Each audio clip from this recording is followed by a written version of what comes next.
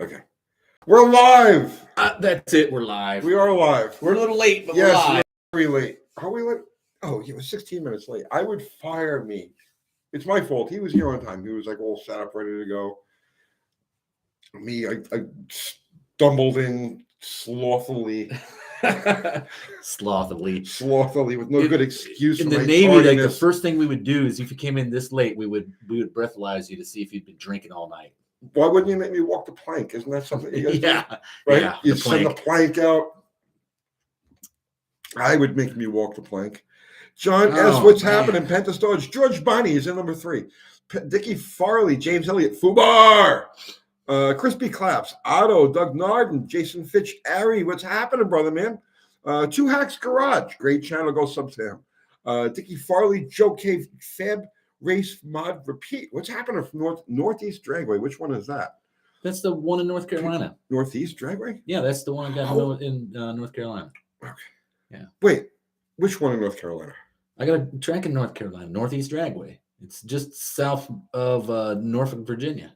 It's like on the other side of the state line. Okay, I've never been there. I know where it is. Okay. Peter Kovacs, One for the Road. The Dougster is here. Greg McDonald.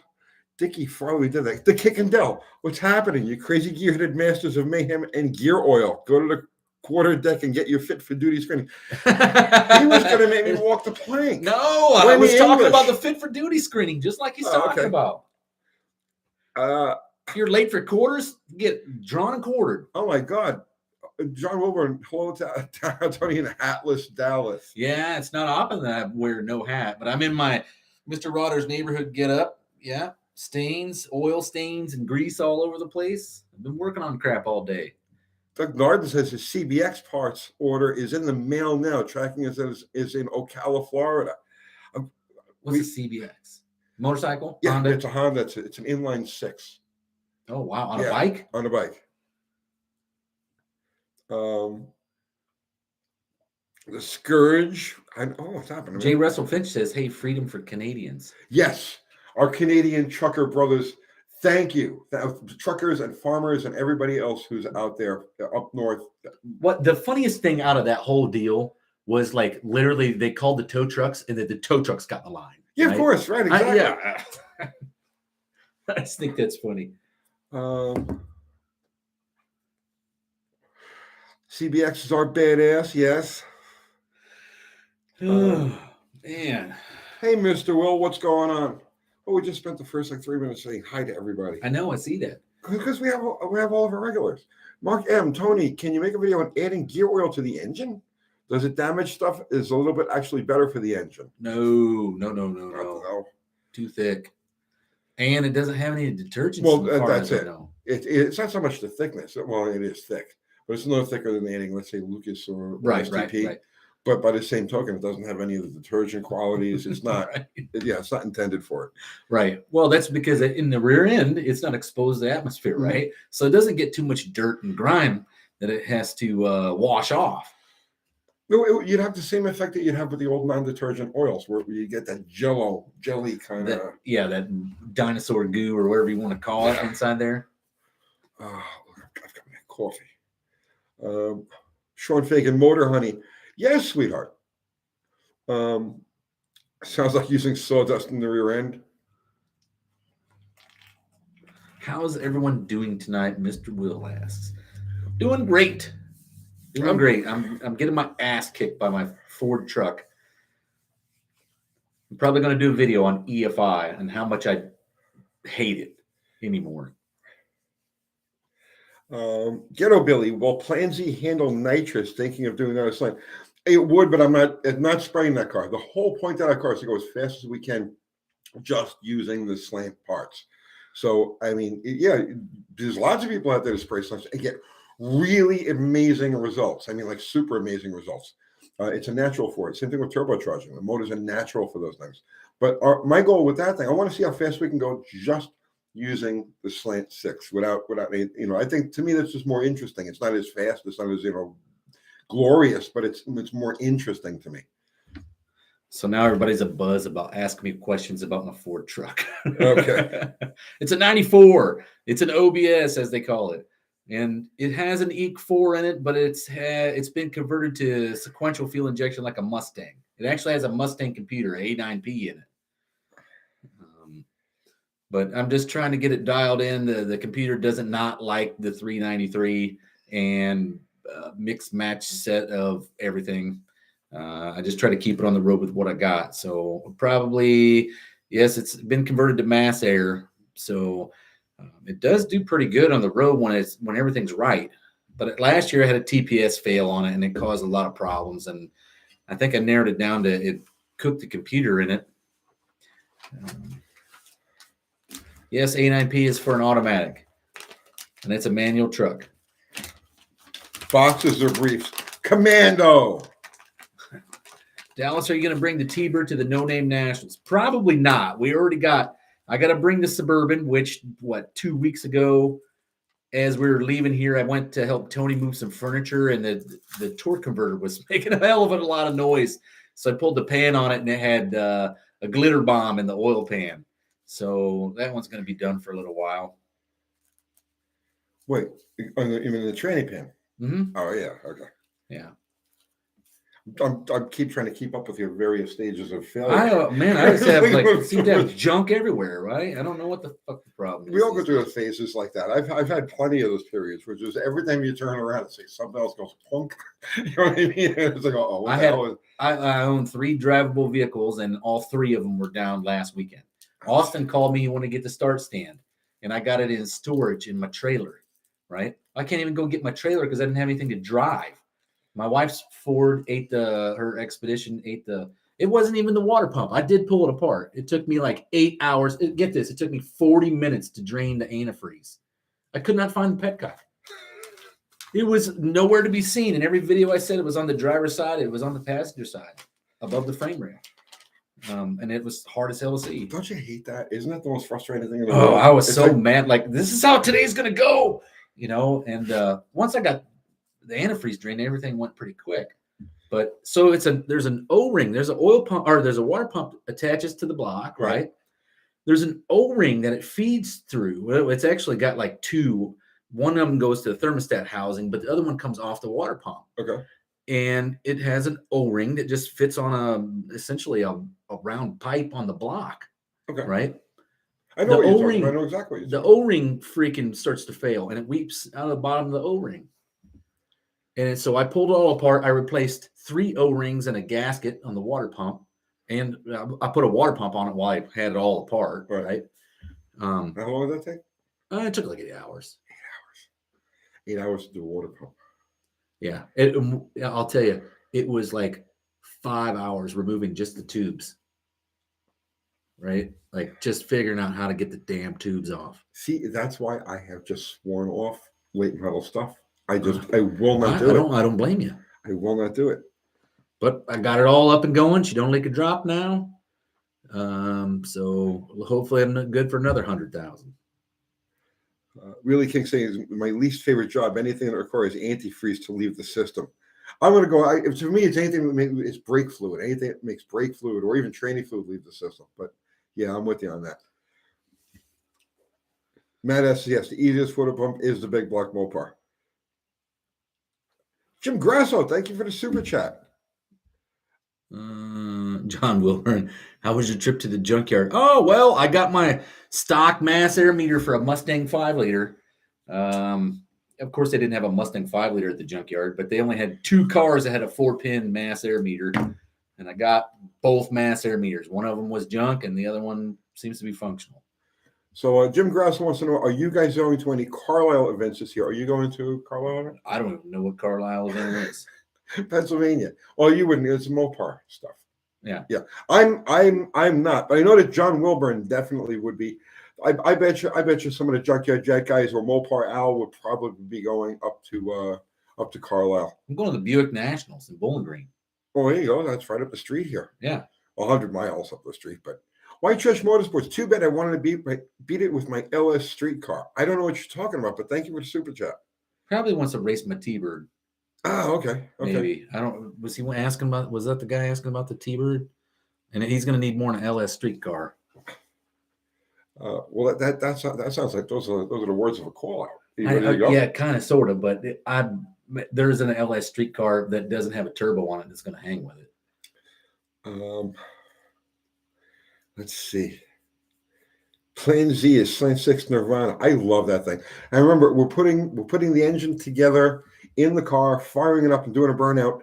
Not this weekend coming up, but the following weekend, the weekend of the 26th and the 27th, or the 27th and the 28th. I'm not sure. It's the last weekend of this month. So there'll be a whole live thing on Plan Z. Let's see. Danny Boy Dallas, you can use a T-Bird Cougar 4.6 70 millimeter slip fit mass airflow meter and then a mass airflow sensor from any 94, 95 Mustang, and you'll have a 93 Cobra mass airflow sensor. I already have a 93 Cobra mass airflow sensor. He beat you to it? I have a real one. But I just haven't got the thing dialed in. I cannot get. I tried. I left 30 pound-per-hour injectors in it. Things seemed to go okay. But once you got past cold startup, it was always rich. So I went past that and then went to 24s. And now that seems to be even more of a problem because it has no cold startup. And but then it runs good on the road. So I need like a 27.5 pound injector. Do they make such a thing? Larry's Angry Fish Ale House. You did a video about a GPS toy that gave you ETs at different distances and miles an hour. Who made it, and is it worth owning or just a curiosity? It was the hell was it called? It was a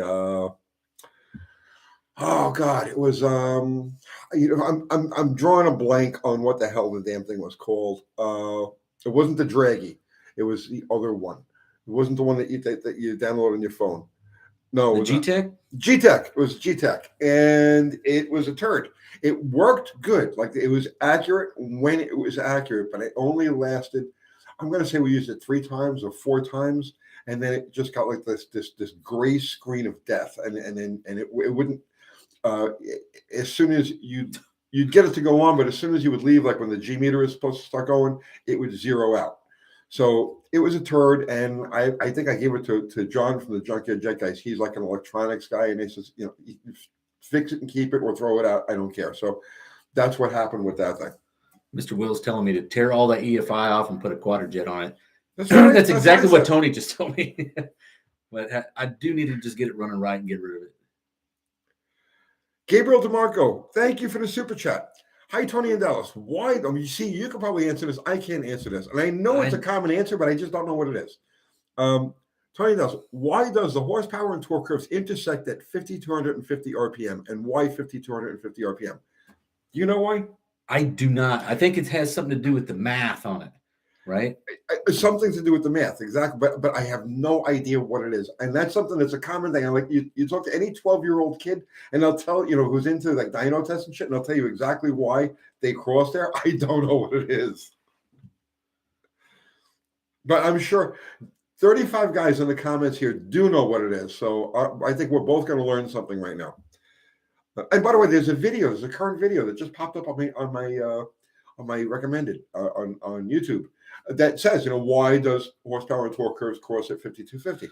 And I didn't bother watching it because there you go. John Wilburn says because horsepower is a function of torque and speed, so it has everything to do with engine RPM and torque, and then your horsepower is mathematically figured. Okay, but we know all that. But why 5,250? That's why Trash Motorsports. Thank you, sir.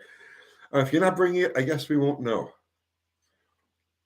You're talking about your T-Bird. Oh, yeah. We probably won't know then. How's that?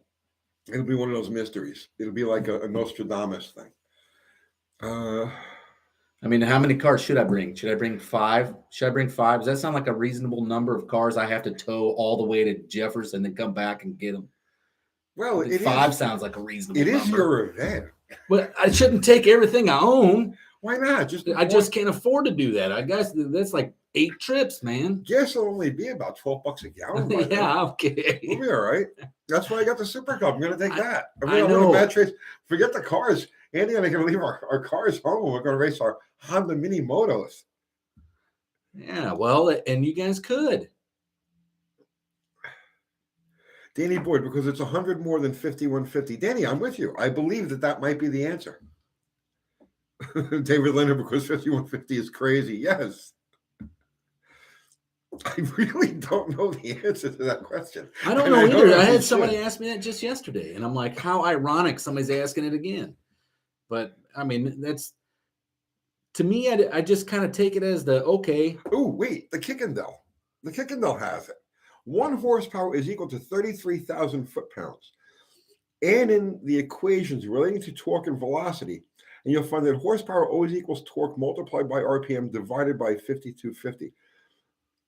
That makes no sense to me, not because you said it wrong, but because my brain cannot absorb I can't that. do math like that. I just totally glazed over. That's probably the ultimate perfect answer from the Kickendall. It's What probably else did you expect? yeah, exactly. But he lost me at where it says ... right there, He right? lost me at 1 horsepower is equal to 33,000 foot-pounds. I don't know, man. I don't know. Don't hurt me. Sherry Farris. Oh, wow. We got a bunch of super chats here. Love watching and keeping up. Everything is keeping on great. Tell John mom said, hey. Oh, Sherry Farris. That's John from the Junkyard Jet.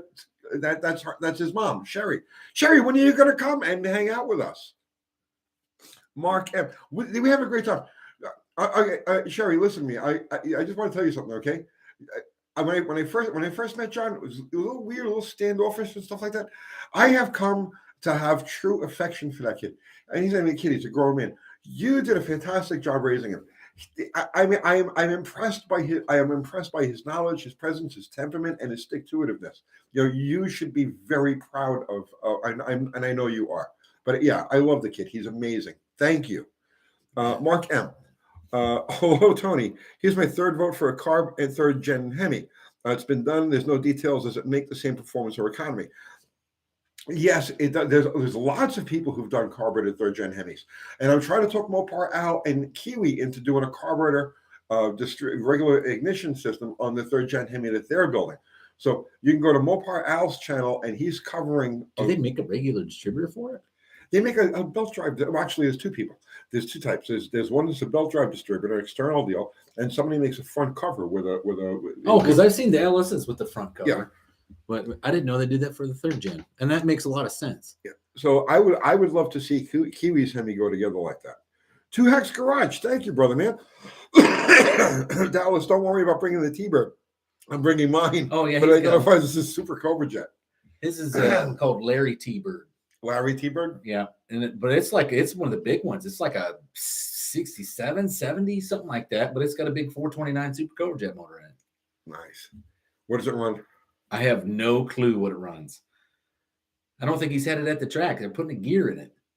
They were putting a rear end, a whole rear end, I think. I haven't been keeping up on real. Oh, I know. There's a lot of video. Get this. There's like me and John Wilburn were talking about it today, and there's 500 videos in 86 channels that have put up videos for No Name Nationals. Wow.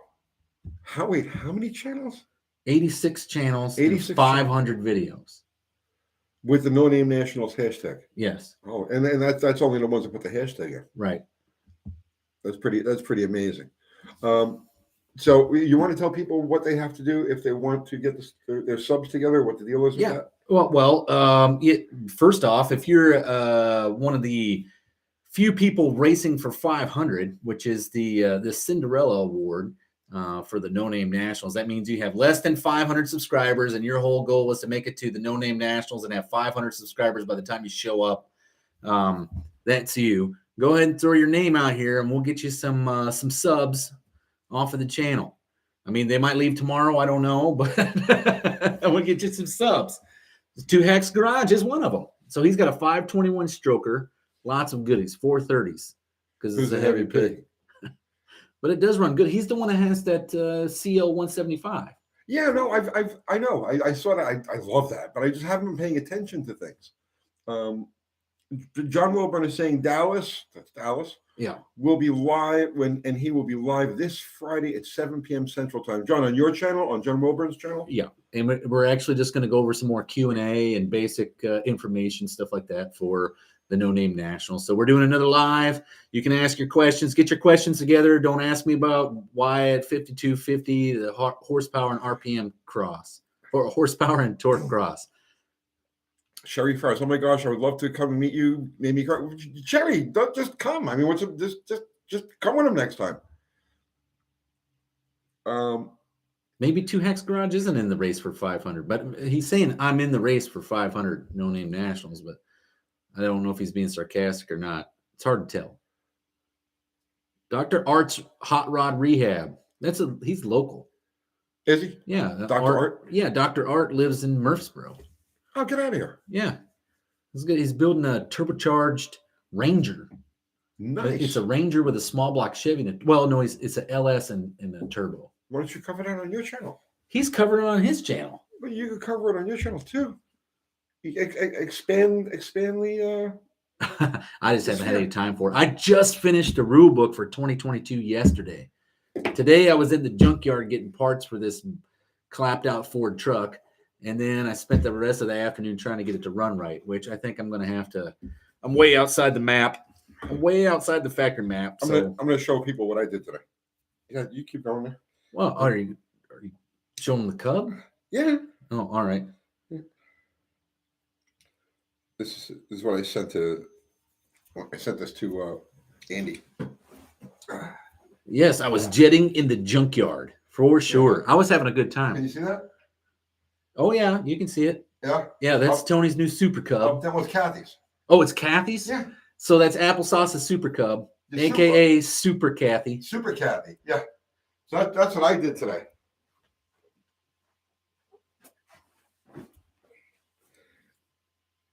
Because she wants to learn how to ride.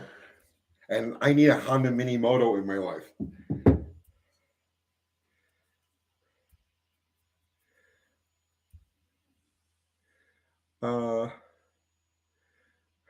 Wheelie King 71, you know you got Tony's respect when he invites you to the headquarters. Yeah, well, it's John. It's John's mom. I mean, as far as I'm concerned, she's family. Austin, what's happening, man? Sabrina is watching. Hello, Sabrina. And told me John's mom was here. Well, and he was wanting me to. He was wanting to borrow the engine start stand, and I'm No, like, he wants to do it at your place. There's no bar to stand. I told him, I said, you guys need to collaborate and get some for your channel. I'm confused because he called me and wanted to borrow the engine start stand. No. He wants to run. He wants to bring the motor over to your place, and you guys set it up and run it on the stand. Oh man, I don't have time for that right now. There's no way. I forget content for your channel. I don't even have time. I don't have time to film anything, even the content I have. All right. I haven't put anything up in like 2 months. The wrench. Thank you, sir. Yeah, I was focusing on trying to get the rule book done, and I just got it done yesterday. And I'm already a month behind because I had COVID, right? So it's killing me. Which knocks you on your ass. I had it. It's going on 3 weeks now, and I'm still. My energy level is like in the toilet. The wrench. The wrench needs 500 subs for the wrench. So let's see if we can get them. All right, well get over to the wrench. Yes. And give them some love. Wrench, tell people what you've got on your channel and why they should. See, that's the thing, right? You look if you're looking for subs, right? Yeah, definitely throw it out there, man. Give yourself a shout out that you're looking for subs, but tell people what you cover on your channel so they know they have a reason to go over there. White Trash Motorsports meant you no disrespect. Oh no, I didn't feel he was disrespecting me. It's like every day I get somebody want me to bring something else, and it's like, God dang, I can't have a whole parking lot up there by myself. I just can't do it. It would take like 4 or 5 trips, and it's just it's 4.5 hours from here, right? So it's not like you want to. It's not down the street. Head 68. Thank you, sir. You wouldn't take me money last week, so I'm doubling up this week. Thank you. Love what you're doing, bro. And for that, we thank you. You too, Dallas. Oh, thanks. Thank you. Well, I mean, we're all a part of the best automotive community on YouTube. I keep saying it every time, and I mean it every time. This is absolutely the best. So yeah, we got an amazing collective going here, and it's growing all the time. Well, that's what I like about it is like when you don't know something, somebody else chimes up and has the answer for something, right? So Fast Thing 85, no drag strips near. We got plenty of drag strips near us. Yeah, but all there's like close up. Well, none of them are AHRA tracks. That's the big one. And I've called every single one of them. I don't know how many times. Probably every year I call them all.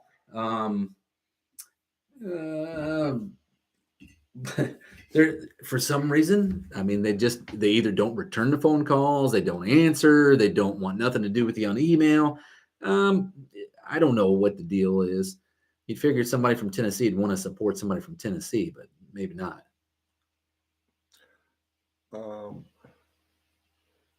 Mr. Will Tony, you still cool with Drag Boss? Just saw his latest video.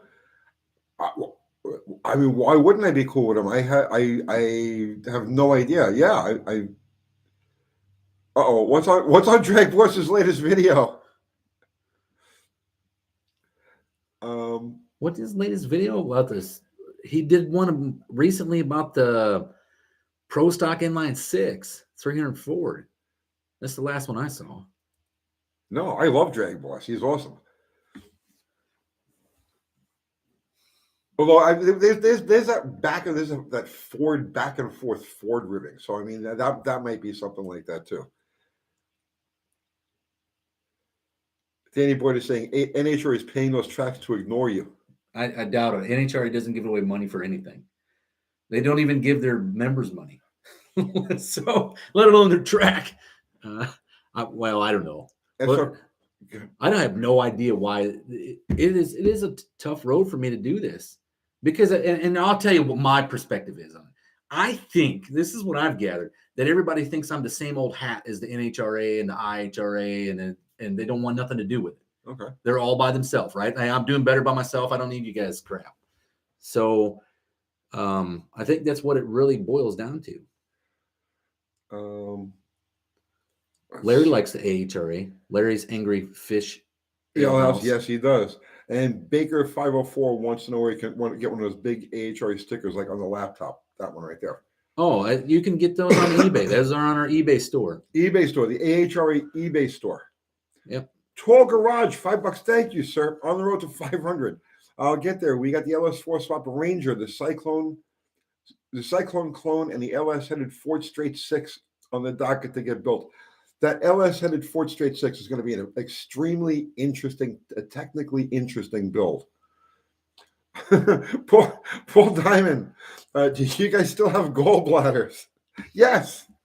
Unless would you like to see mine? No. All right. But I mean, it's possible. The last time I was abducted and probed, I mean, it might have been removed. I don't know. You know what I mean? If they don't tell me what they do when they but as far as I know, I still have my gallbladder. The Kickendall, thank you, brother, to purchase more 10 millimeter and half-inch sockets that we lost in 10 minutes. Thank you, brother, man. I don't lose 10 millimeters generally. Really? I don't have anything I work on that has 10 millimeters. I have very few, but half inches. He's right about the half inches. Yeah. Actually, it's 3/8. For me, it's 3/8. The one well, that's funny because my T-Bird is all metric. But if you've ever screwed with a Fox body Ford, it's literally like 8 millimeter. You must have 400 8 millimeter sockets, right? And that's when guys were like, oh, 10 millimeters, I'm losing left and right. I still don't even know what car that applies to. The 10 millimeter? Yeah. Is that like a GM LS thing? Everything today is, all the modern cars is 10 millimeter, especially like smaller cars. 10 millimeters are everything everywhere. I think Toyota started that. At one point, all Toyotas were nothing but 10 and 12 millimeter fasteners all through. But no, for me, it's 3/8. It's 3/8. I can never find 3/8 sockets. Never. Paul Diamond, Lucky Ducks. I lost mine. Silly question. Where'd you put it, Paul? Look, this one right here. Hey, Dallas and Tony. My neighbor has a 81 Jeep CJ5 lacking an engine. Would a Buick 231 be a good swap? Yeah, Jeeps came with them. Yeah. Considering Jeep used the previous version of that motor in the 225. So yeah, 231 will be a direct swap. And here's something that's interesting. If a 231 fits in something, a Buick 350 will fit in it, right? And Buick 350 came in the Jeeps in Wagoneers and J2000s from 68 to 70. So Hemi hit 68. It used to be in the Mopar parts business for 15 years. It wasn't 15, it was like 12 years. I heard you say in a video, would you expand on it? I sold parts online, mostly on a website called For A Bodies Only, which is funny because there's like 10 trolls of it's like a troll, an Uncle Tony's Garage troll collective at For A Bodies Only. But I was actually like They're one of their. I was like their number 3 seller or whatever it was for years. I can't tell you how much stuff I sold on that site, and I'm forever in debt to For Everybody's Only and Joey Chicago, and you guys were awesome. Except for my Troy, I even like the Trolls. Were you just That's okay. selling like used parts?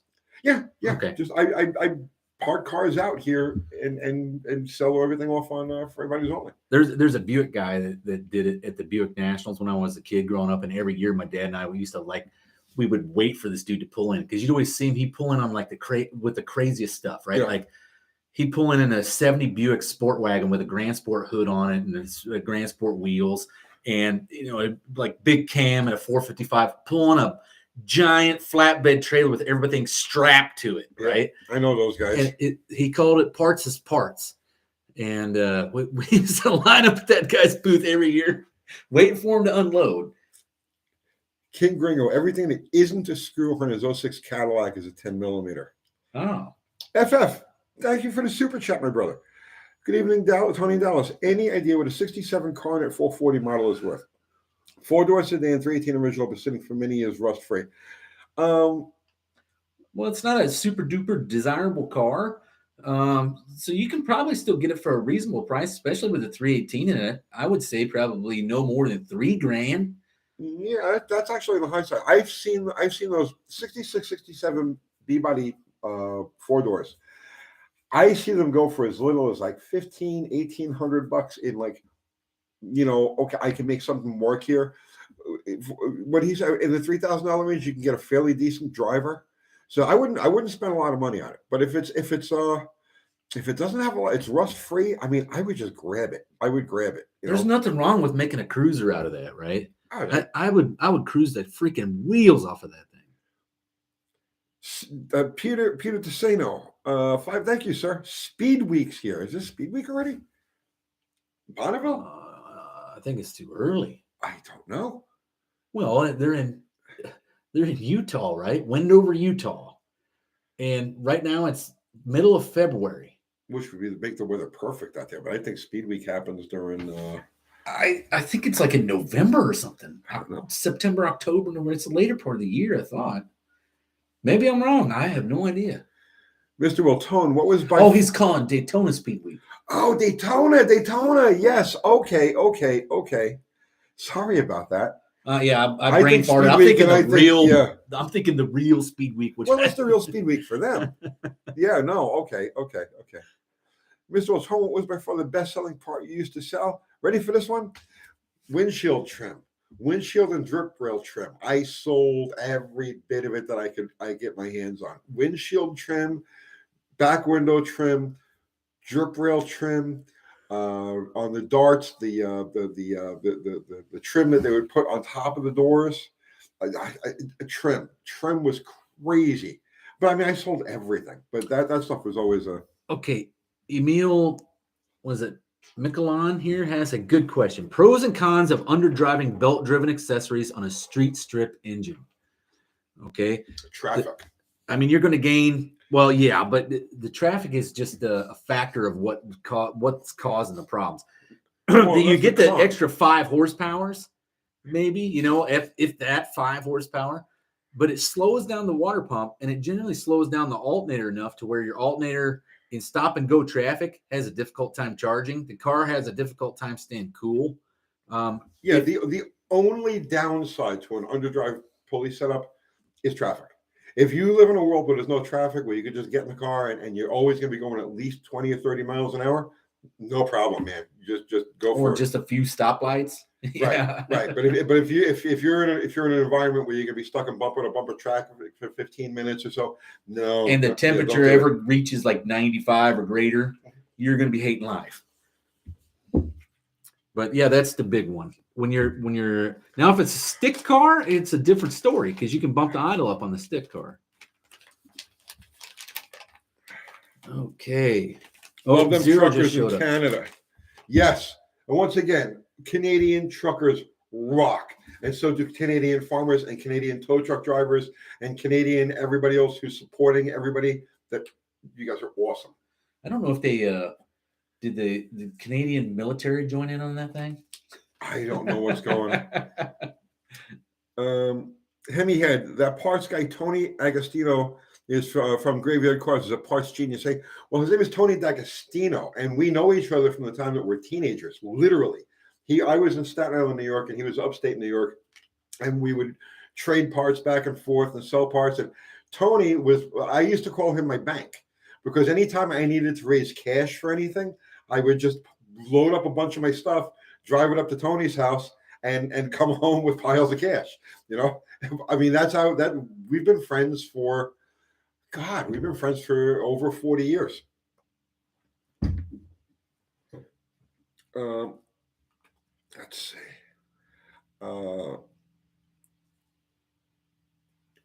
Two hacks. I love it every day when he's. I'm not going to say the name because we don't need to be shadow banned.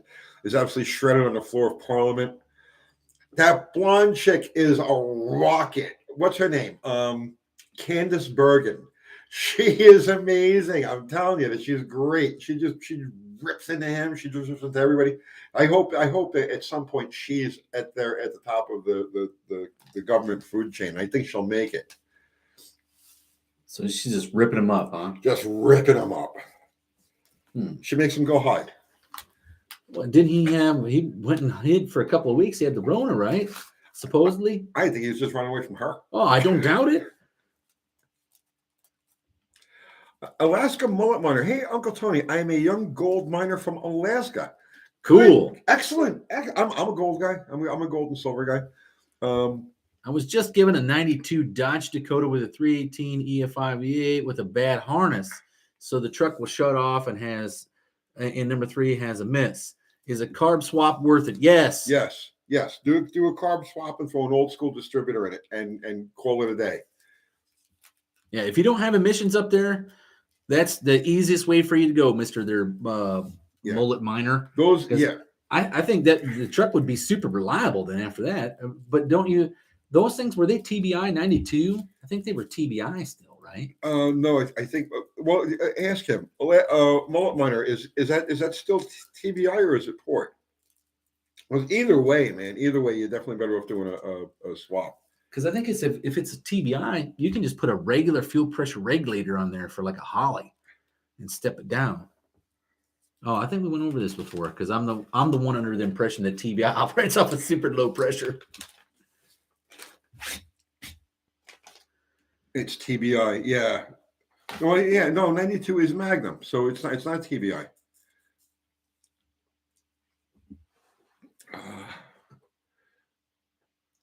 I might be getting, so Harry Slother says I might be getting a 65. Does that say Comet? Yeah. 69 Coronet, 4-door slant. Yeah.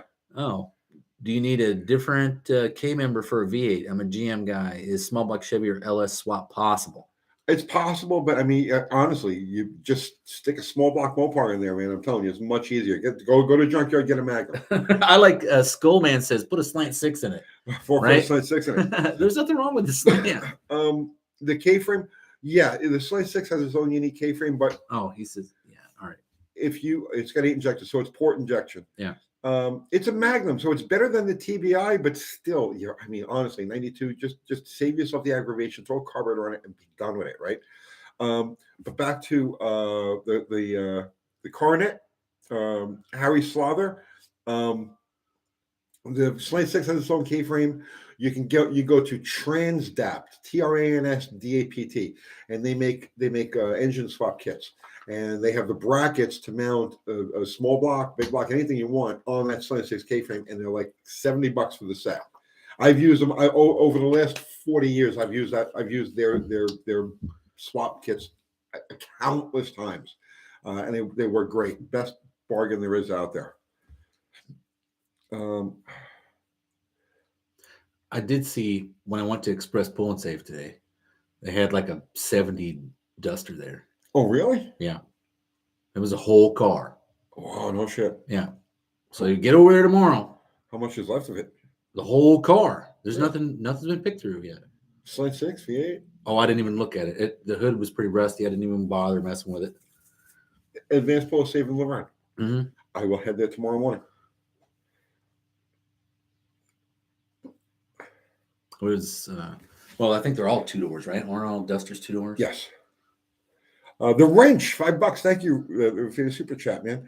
I'm doing a video on my 4-weight stroker. I'm using bullet casings to center the oil pump over the rear main cap. All right, wait, let me read that again. I'm using bullet casings. Oh, okay. To center the oil pump over the rear main cap.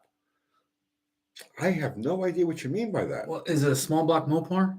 Yeah, Is the oil pump in the rear? yes. But I don't understand why he's using bullet casings to center the oil pump. I think he's using them as shims where the bolts go in to center the Okay. oil pump instead of having some slop. Well, there should be a. Is there? No, there's no dowel in that one. Geez, well, okay. I mean, that'll work. Oh, I know what you're doing. You use them. Yeah, okay. He's using his dowels like on a Ford head gasket. Okay. He's using his dowel rings. That's actually not a bad idea. Oh, to hold his gasket in place. There's no gasket. Oh, there's no gasket There's on no it? gasket. It's just metal on metal? Yeah. Oh, really? I mean, That's what Danny Boyd said. 408 Windsor, Cleveland, LA. I was doing the same thing, like Ford on the rear main cap. And I started thinking, oh, yeah, they make a 408 for an LA motor. G Bill, the value of a 1968 AMX that needs total restoration depends on how lucky you are. And seriously, that's what it comes down to. What is the value of it? The problem is nothing is available for the aftermarket, and they built so few of those cars that there's only like a handful of super insano berserk AMC guys that hoard parts for these things, and they don't let them go, right? No.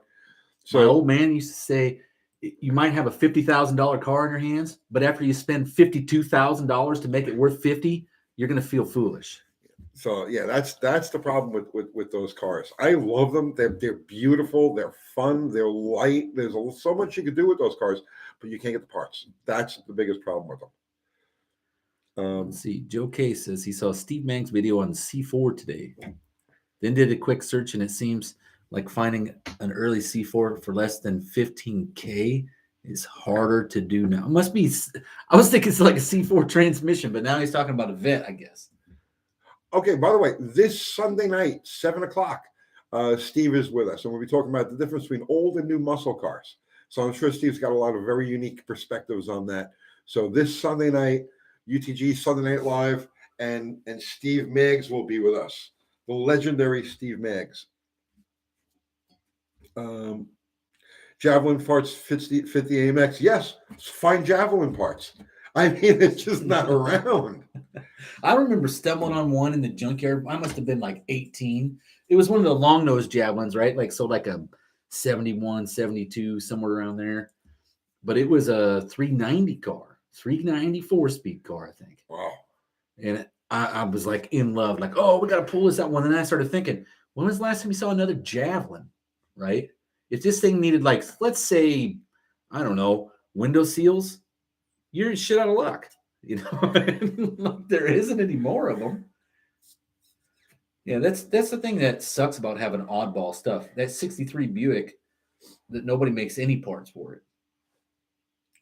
Sean Fagan, will he be bringing models? He sent me a picture last night or night before, within the last couple of days, of a like a 69 Roadrunner model that he's building, and he altered the wheelbase on it, and it's got a stock injected Hemi. So it's like he's just so creative. I mean, he's just like, you can't stop this guy. He's just like, you know, he just continually. Oh, is that Mags? Yeah, yeah. He is really good at it too. I don't know how he takes those models and alters the wheelbase on them so easy. I should let me see if I can find. Let me find a picture of what he. Let me show you what he sent me. Hang on.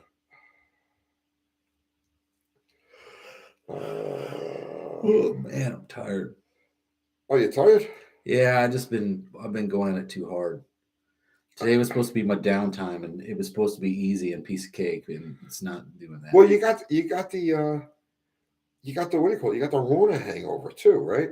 No, I don't have that anymore. I think I've pretty much got past that. But this weekend I did put in some serious hours on that expedition with that 3.5 EcoBoost. Hey Ford, move your turbos so it makes a lot less tubing and piping and. All right. Yeah, let me know when this picture is clear. Up, down. Down a little bit. There you go. It's center now. Center? Yeah, Left so or it's right? no, it's centered. Oh, okay. It's good. Yeah, so that's a 69 Roadrunner stack injection altered wheelbase. Yeah. He even moved the front wheels forward. Yeah, you can't stop this guy. He's just on it all the time. Well, he needs to get on that police car, his Interceptor. Yes, Gasser Roadrunner. Or it's probably not Gasser, it's probably an AFXer. Oh, it's anything. It's just an altered wheelbase. Kevin Dwanger, I bought a 65 Ford Mustang. It's got an FMX transmission in it. What's your thoughts on the transmission? Ooh, go get a C4. Okay. Is that your same thoughts? I mean, I'm not a Ford transmission guy. I know the FMX is trouble prone. Yeah, they're not good. And I know that the FMX and the C6 are both very hot running transmissions. That much I know. I don't know why they are, but I know that they run hot. The C4 doesn't. No. Now the C4 has the typical flare up problems and band adjustment deals. It's almost like the 904.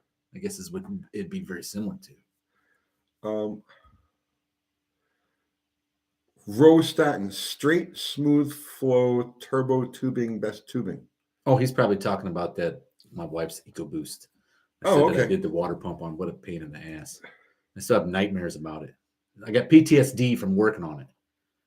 I have PTSD from you even knowing you that you've worked on it. Let's see. Hit me at 68. You ever get involved with tractor pull racing? No, I haven't. You? No. I had enough vices in my life. Last thing I needed was another one. The Kickendall saying, I was always told it with the C4, if it's working and driving, don't touch it. Yeah, they're the ones that once you find somebody who knows how to get them right, they're good transmission for a long time. That's what's in my race car. Jason Fitch, 9-inch I'm redoing just for seals. Use crush seal or spacer shim kit. Spacer shim kit. Yeah. Anytime you can get away from a crush collar, man, get away from it. Yeah. Yeah.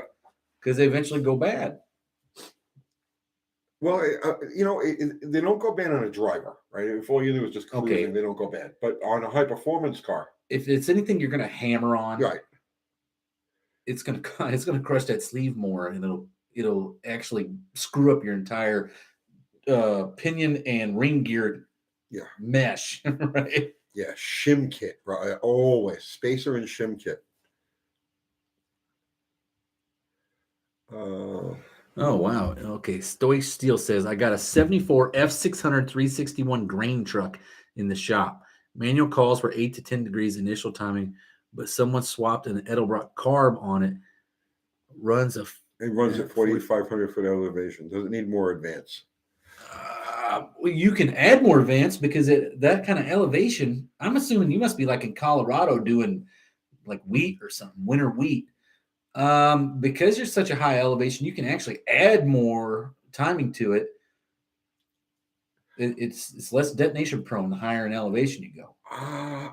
Yeah, he's right about that. I mean, you can't really go by initial timing. But see, you'll say initial timing, but we have no idea how much mechanical advance is built into the distributor. So what's your total timing? Right. So if you've got, let's just say for the sake of example, you've got 20 degrees of mechanical advance in the distributor. If you set it up initially at 10, that means that you've got a total of 30. And the motor in all likelihood will run best in the 32, 34, 36 range. The high altitude, 36 is probably okay, but figure 34 to be safe. So if that's the case, if you've got 20, you always want to base your timing on optimal full advance. And then wherever it happens to end up at idle, your initial, that's what you deal with. So figure out what you want your total to be. Set your total. So let's say you want your total to be 34 degrees, right? Set your total at 34 degrees. Bring the motor up to, let's say, 3,000 RPM so that all the advance is in. Set the timing where you want it, and then let it idle. And then wherever it happens to be at idle, well, then there you go. That's what you want it to be.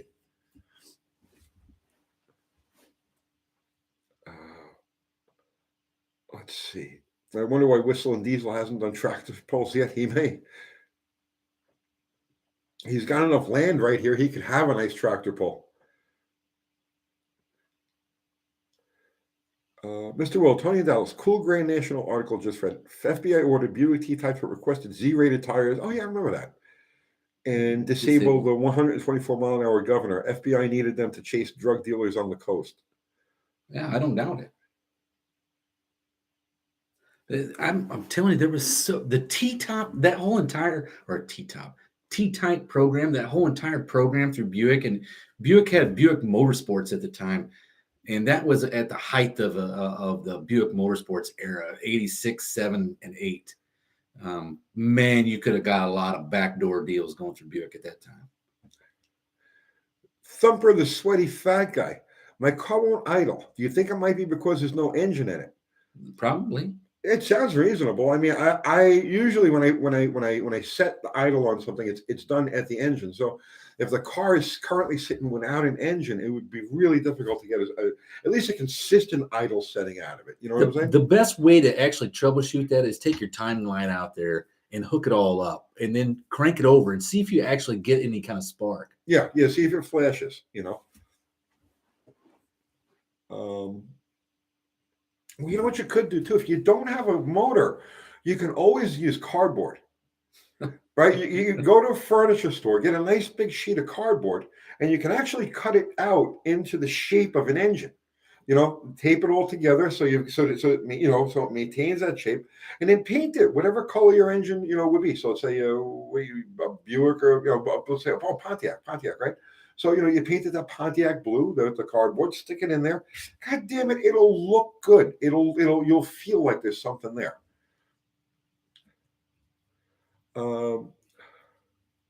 Let's see. John Mounts, yes, for sure everyone's quiet. Yeah, but Thumper says that my timing light flashes like a guy in a trench coat in New York Times Square.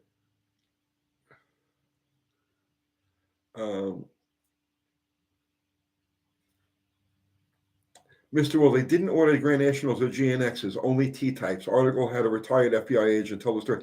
I remember reading that or hearing the story from somebody, but I don't know any of the details. I'm telling you, you guys got to get, if you want to know some of the coolest history on the Grand National, T-type, GNX, there's a movie called Black Air. And it is a freaking awesome video. And then like at the very beginning, they opened the whole intro of the movie was like, I don't remember. There's some speed shop guy, and he's talking about Friday he came into work, and his police buddy was like, hey, how's it going? Let's go for some lunch. Last one there buys. And he's like, well, little did my police buddy know, I had drove my Ferrari that day. It was freaking Friday, and it was a nice day, so I drove my Ferrari. Right. I'm thinking, there's no way in hell this cop guy is going to beat me to the lunch place, right? He said he went out, stood on that Ferrari sideways out of the parking lot, and as he was going down the road, this car was black, went right by him, right?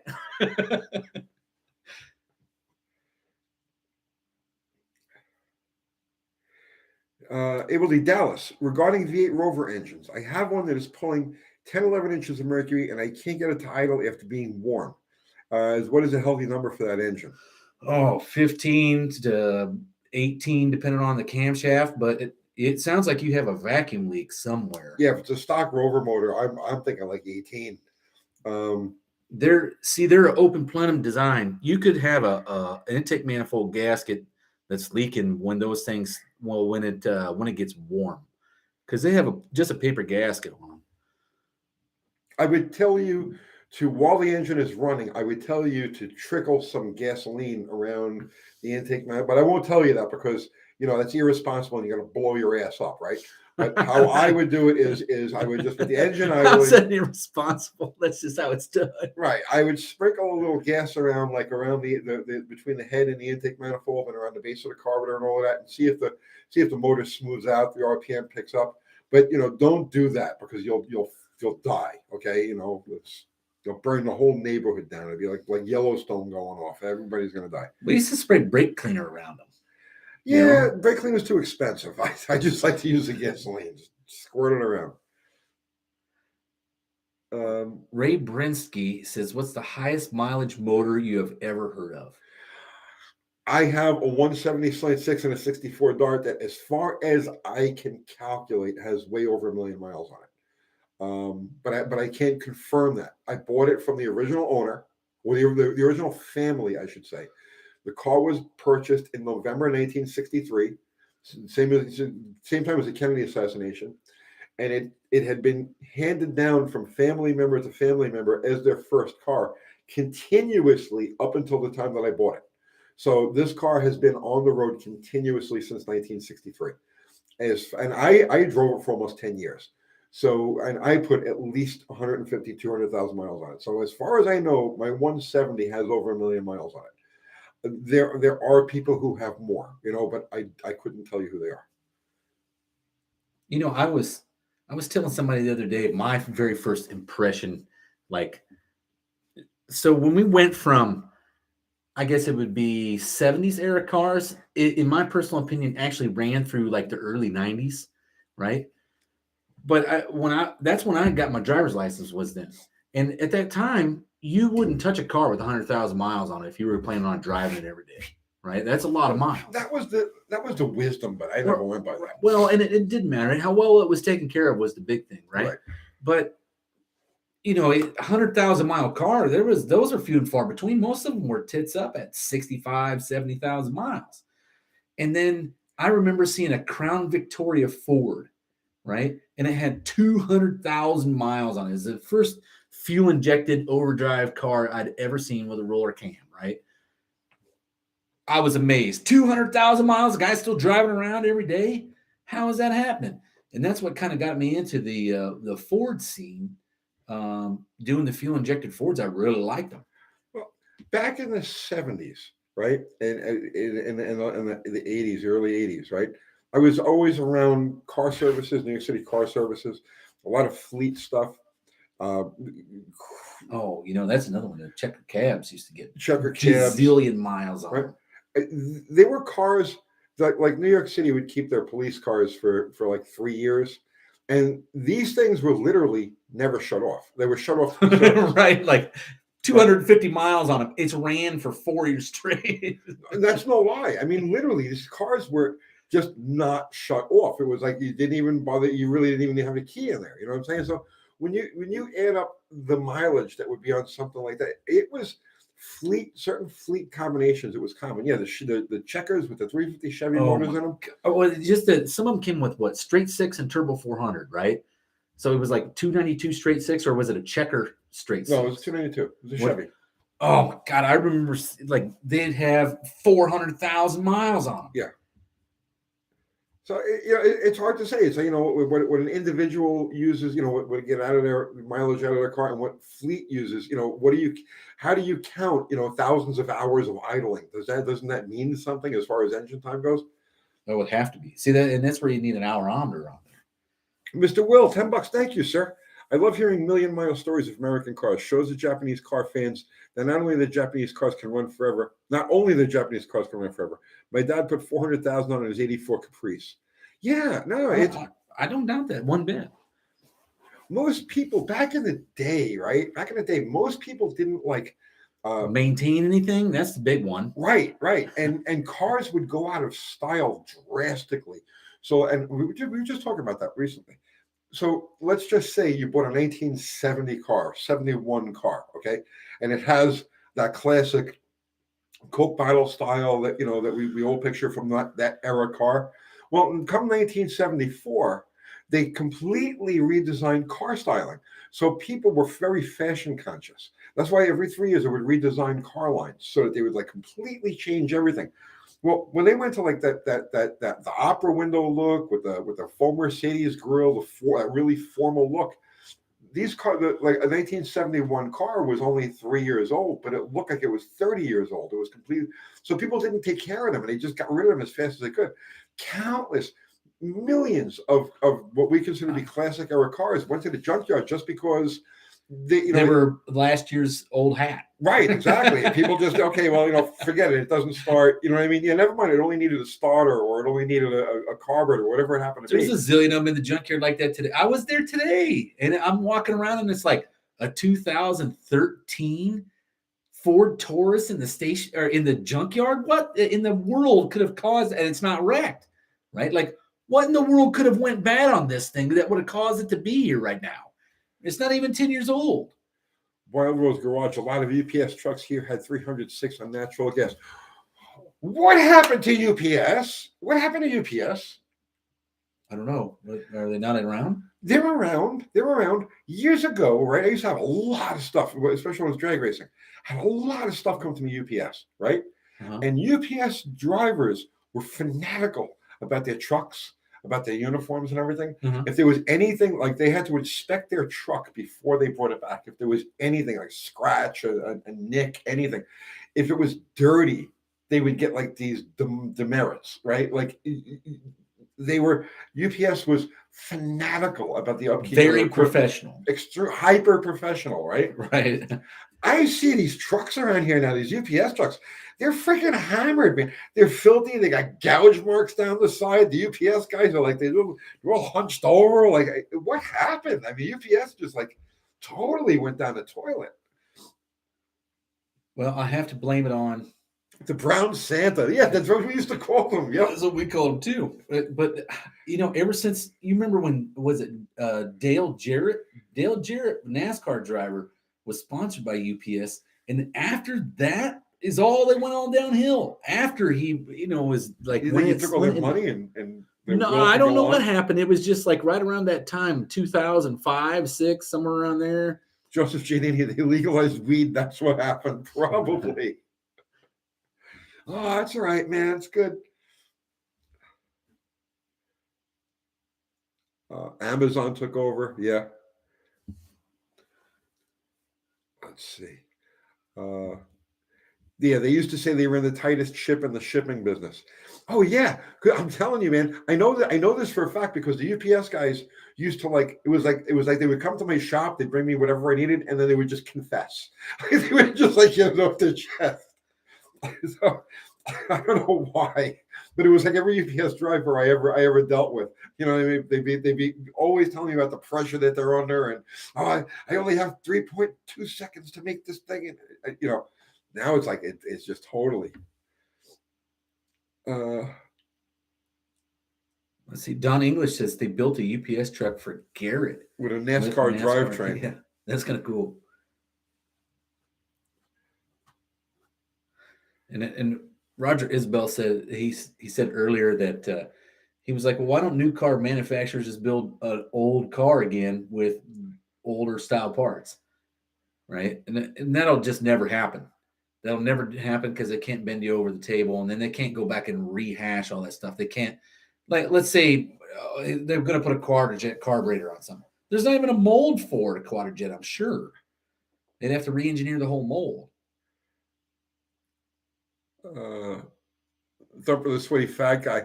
If I get a quarter inch of snow, the UPS guy won't bring me my parts. Yeah. Wow, really? I thought them guys were just like the UPS or just like a U.S. Postal Service. Delivers no matter what the weather, right? The Postal Service is another one that's just jumped the shark. They have big time. Freddie left you. Thank you for the super chat. Can you explain stall converters? No, I have a basic 406 RV cam turbo 350, 373 gears going into an 87 two-door Caprice. Needs stall converter. Okay, so it's not STAAHL is a brand name of headers from I don't know if they're still around. Jerry Stall, right? Yeah. Right. And you're talking about stall speed. STALL. Right. Stall speed is how fast can how high, how many RPM can you achieve with the motor before the car moves forward, right? Or the stall speed is this. Hold your foot on the brake, right? Put your foot on the gas. Watch the tach. The maximum speed that the engine will attain is sitting there, power brake like that, is your stall speed. Now, the combination that you have there, a 406, which is a high torque motor, an RV cam, which is intended for torque, turbo 350, good transmission, 373 gears.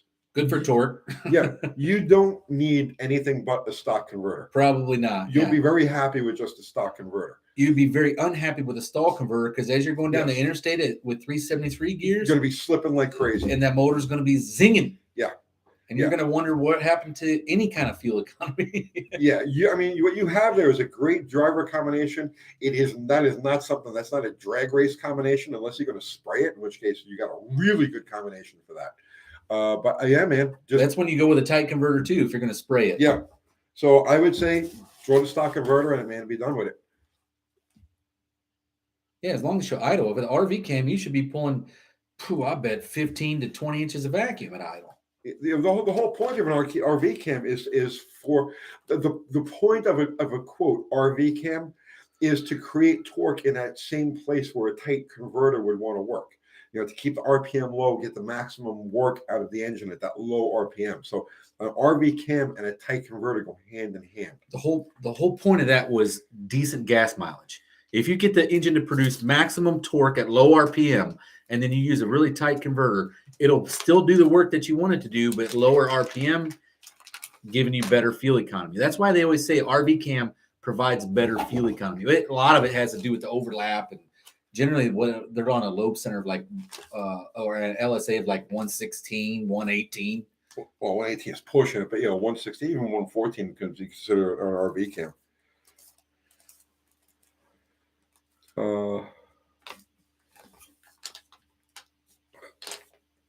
Hemihead, thank you. Please explain to us how a 426 Hemi has 105% volumetric efficiency. Because of scavenging effect. So, and I okay. To say it has 105% volumetric efficiency is oh God, it's such a broad.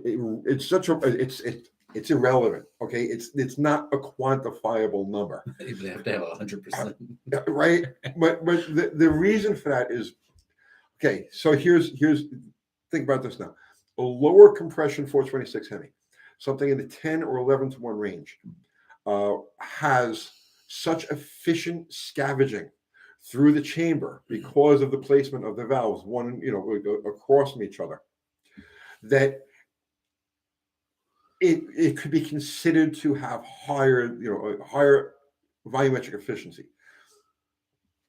When you get to compression ratios over 12 to 1 and longer strokes that slow the amount of dwell time, the volumetric efficiency starts to go down because the dome is in the way of the two valves during the overlap period. So there's so much to all of that with the way a hemispherical combustion chamber reacts to both intake and exhaust, but mostly scavenging. And that's the reason. It's scavenging. It's not just that direct pull directly across the chamber that gives it that quote, 105% volumetric efficiency. Hold on. So, where did somebody? Oh, this must have been deleted. I think it was Stoic Steel said. So the diesels have like a 1600 stall converter. No, man, they got like 1,000. Well, it depends on the diesel. Well, I had. Did I tell you the converter that just gacked in the Suburban? I don't know if you remember. I just did the pump in there like in September of last year, and I put a brand new converter. That was the first time I bought. I had been using that 50-year-old Buick LeSabre converter. Electra 225 is actually what it was, 73. Okay. And I'm like, oh, this converter's like 50 years old. And while I got it apart, I might as well just go get a new one or a manufactured one, right? And I got one from a transmission shop here in town, right? And they got it from Precision Torque Converters out of Iowa. Okay. And it was for, those GM motorhomes that had a 455 olds and a turbo 425? Yeah. It had 1,000 RPM stall, right? Yeah. So I bought that one. I'm like, whoa, 1,000 RPM, I'll try that. And because, they got plenty of torque. So I put that in there, and this is the one that puked. Right, so I don't know if it was abused it too much. I can't see that being the case. Dimitri Patakos. Hey guys, I'm working on my 87 D150 and I'm having trouble. This distributor works on 2 pickups. Yeah, you're having trouble. One to start the show and one to hold idle. Well, no, it'll start on one, but the lean burn computer bounces between those 2 pickups constantly as the engine is running. It's how, listen, take that whole, no, just take it out, right? Listen to me, right? Dimitri, take it out. Take that distributor out. Take that out and take the lean burn and take all of that shit out of there. Put a conventional distributor in there with like a regular vacuum advance, mechanical and vacuum advance, and put a non-feedback carburetor on the thing. And night and day. Don't mess with that lean burn. It was junk when it was new. It'll be junk all the way into the future for all of eternity. Do not mess with that thing. You're wasting your time. Oh, Abel D says, Dallas, Uncle Tony, would you guys take a UPS brown truck, stick a slant 6 in it, and stubby the truck length? No. I think it'd be too heavy of a vehicle for a slant. I'm really old. I'm coming to the end of my life now. I don't see myself doing anything like that.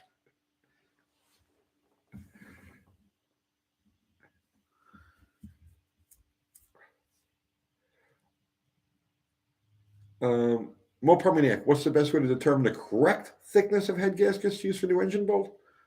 Oh, that's a landmine of a question. So here's my rule of thumb. I try to stick. Okay, if you're using a closed chamber head, it actually has a quench pad in there, and the ideal perfect quench is 40 thousandths or less, right? Yeah, I've always said 35, but 40 will probably do it. Most gaskets are 43 thousandths. Okay. If your piston is flush with the deck, which most of them never are, right? They'll probably be 20 to 40, maybe even 60 thousandths in the hole. And if you got a Ford 400 Cleveland, it's 100 thousandths in the hole. But you want to try to bring that as close as you can to 40 thousandths from the face of the piston to that quench pad on the closed chamber head. If you have an open chamber head, which means that there's no quench pad in there, it's actually just like a big circle around your chamber, right? That makes it a lot more difficult. Those things are prone to a little bit more detonation. I don't know at that point. Well, let me answer this for Dimitri real quick. Thank you again for the super chat, Dimitri. Yes, scrap the whole lean burn setup. Lean burn, delete it. You will not believe how much better your car will run if you just put a regular distributor in it. Trust me on this. You will just not believe the difference. Getting rid of that system that's on your car now and just put a conventional distributor in it. Okay. Open chamber head. Well, he's asking what generally speaking, what's the best way to determine your head gasket thickness? Right. So the correct head gasket thickness is the factory head gasket thickness. And the reason for that is because that's what all of the surfaces are cut for. So the intake manifold gaskets, the intake manifold itself, the spacing between the bottom of the intake manifold and the block itself is all based on the factory head gasket thickness. So when you go to a thinner head gasket, let's say to raise compression, you're changing all those relationships, and conversely, right?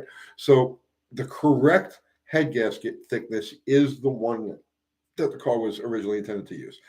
Now, sometimes you can't even get them anymore, though, right?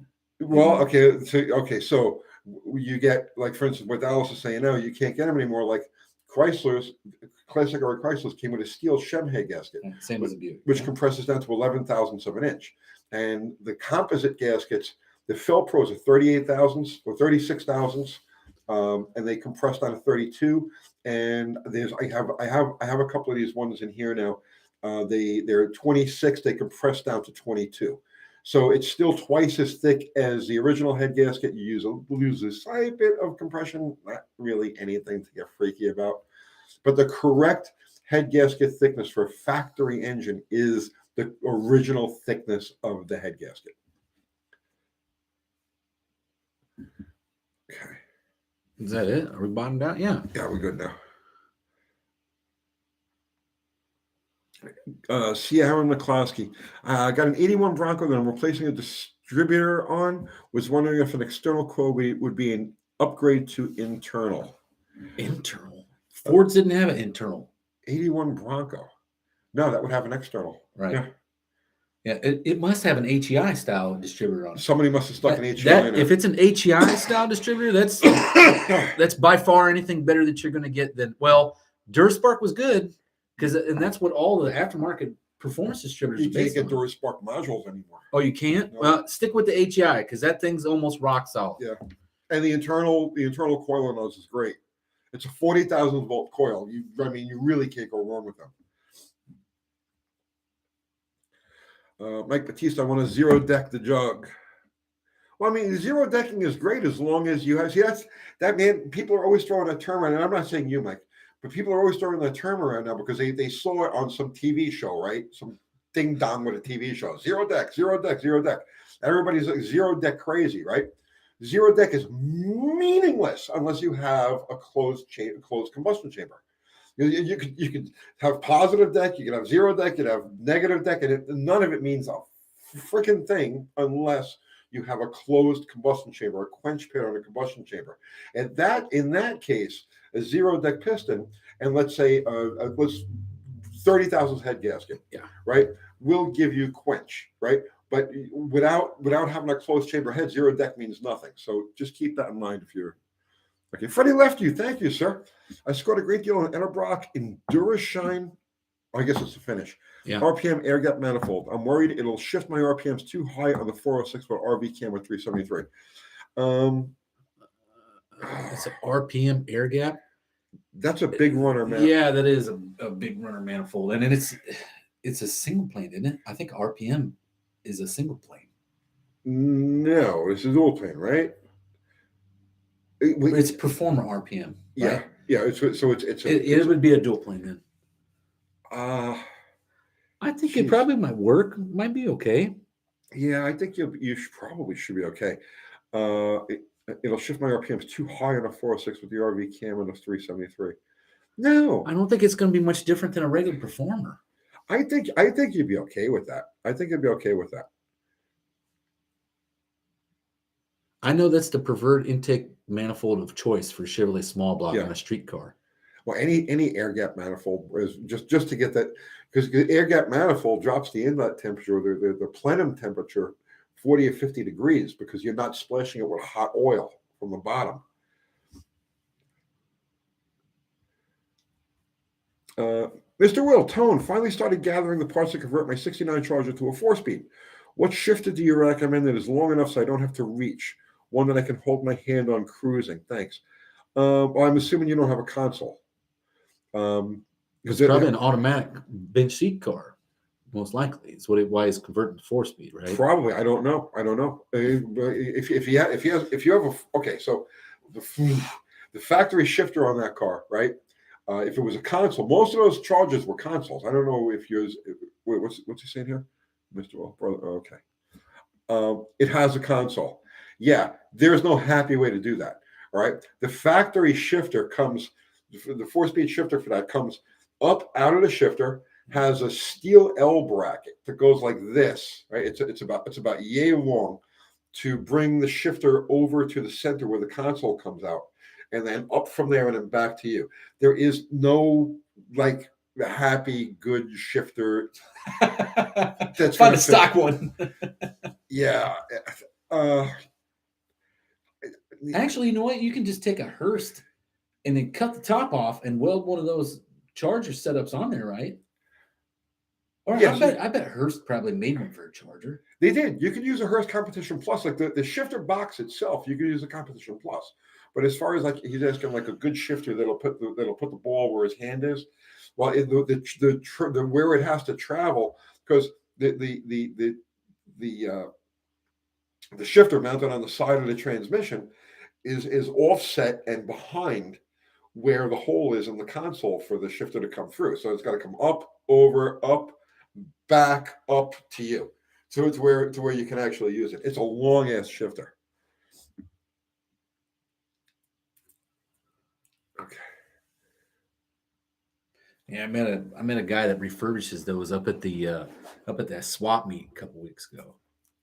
The old Competition Pluses? Oh, he refurbished all the old Hurst shifters and was like listing them all out, because I was like, yeah, I told him I had a 63 Buick. He's like, oh man, them shifters are hard to come by. No kidding. Let's see. Hole is way up by the dash. Oh, I know, bro. I know. I had a bunch of those 4-speed console cars. Squirt McGurk, $5. Thank you, sir. Thinking about building a fresh roller cam 302 Windsor to keep my F-150 running forever. But I've only built old engines before. Anything I need to know? 302 Windsor. What's the big one? Actually, the big thing for me was Ford has a cam retaining plate on those roller cam motors. That's the weirdest thing I've ever seen. That's the only one. Make sure you get buy a new plate. Buy a new plate, right? Well, I don't know if you can even buy them new now, but and make sure it has the oil groove, because there's an oil passage in there, and it has an oil groove on the inside of that plate that oils the front of that cam. And just make sure you got the right one, because there's two different ones that I've seen. But other than that, man, you don't have to worry about cam break-in. Make sure you use as many of the factory OEM parts as possible for that roller cam setup. That's the only thing I really recommend. Mercurator, oh yeah, her shifter and my Challenger works sweet. Your Challenger has a whole different setup. Your Challenger has the later B and E body transmission. It has, if you look at the tail shaft out of transmission, it's got a shifter mount at the front and it's got a shifter mount at the back by the rear yoke, and that's where you're on your E body. That's where your 4-speed shifter mounts. So it's the shifter itself. The shifter lever is this long. It's direct. It's right next to you like this, and has really long rods that go forward to the transmission. So the one that he's got, the earlier B body one, the Short B body one, yeah, the shifter is like right up at the front of the tail housing. The shifter rods are short; they're like that long, and it's a completely different animal than the one that you have there. So Joel Jenkins says, how does rod ratio affect cam selection?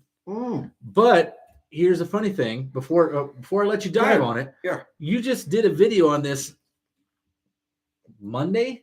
Yes. Well, what I was going to say is, go watch that David Vizard video. Yes, watch the David Vizard video. But specifically, that exact question is what we're going to go into on the next one. And I want to know his.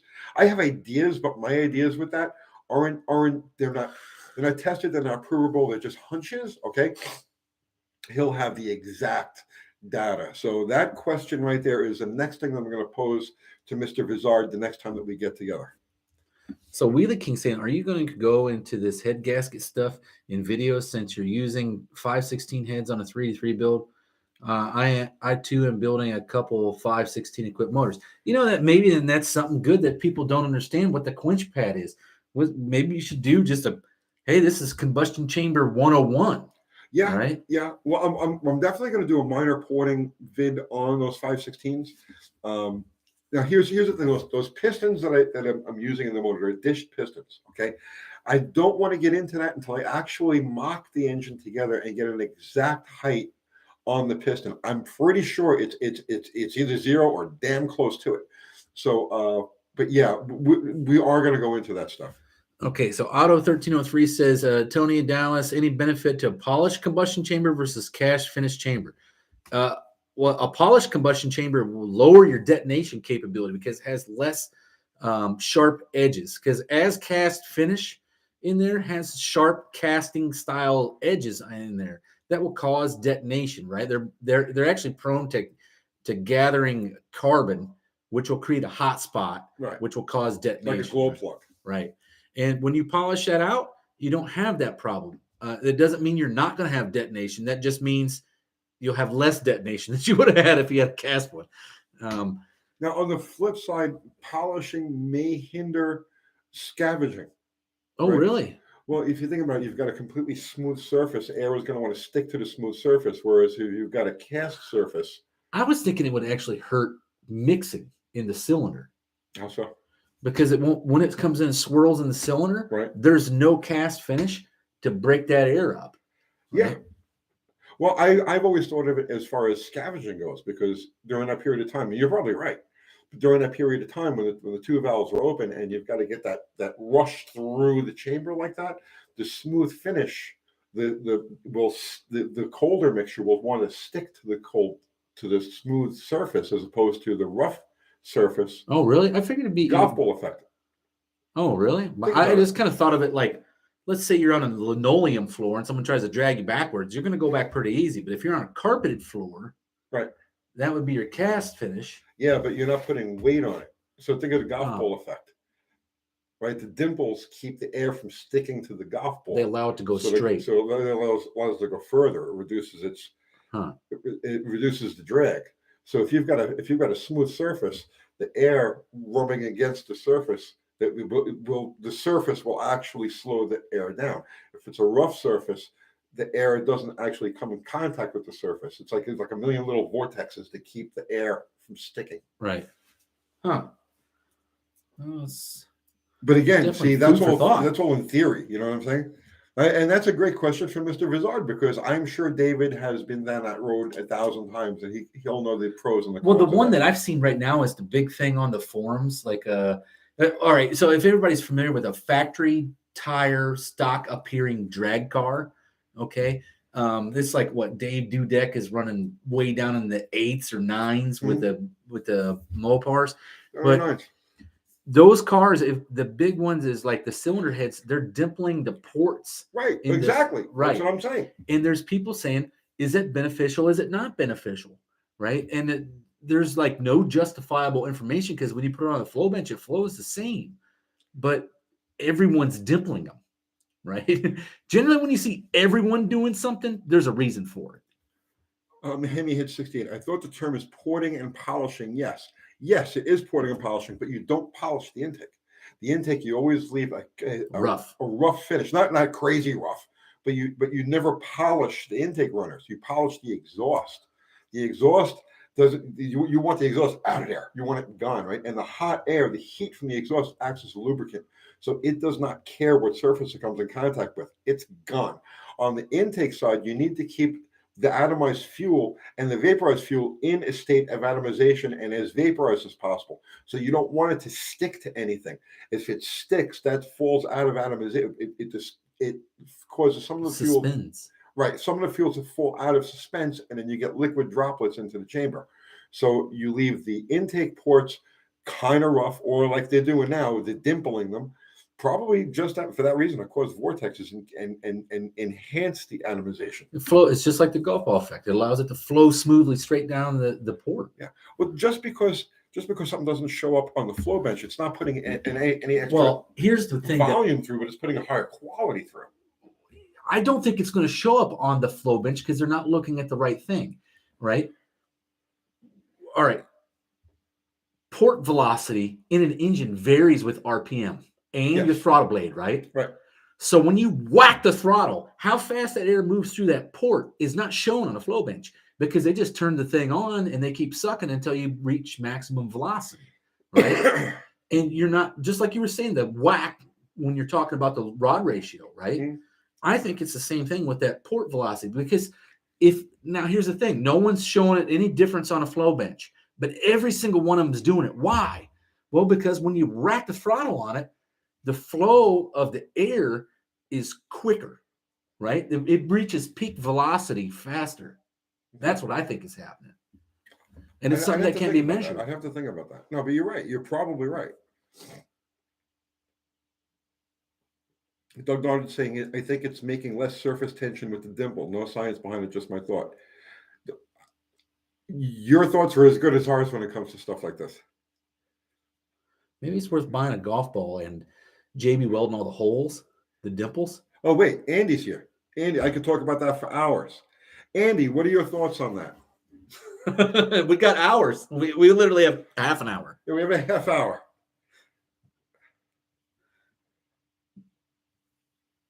Dan Edwards, dimpling give you better air fuel mix. Well, not so much mix, a higher quality, right? Or less of it's going to fall out of suspension. I believe. I don't know.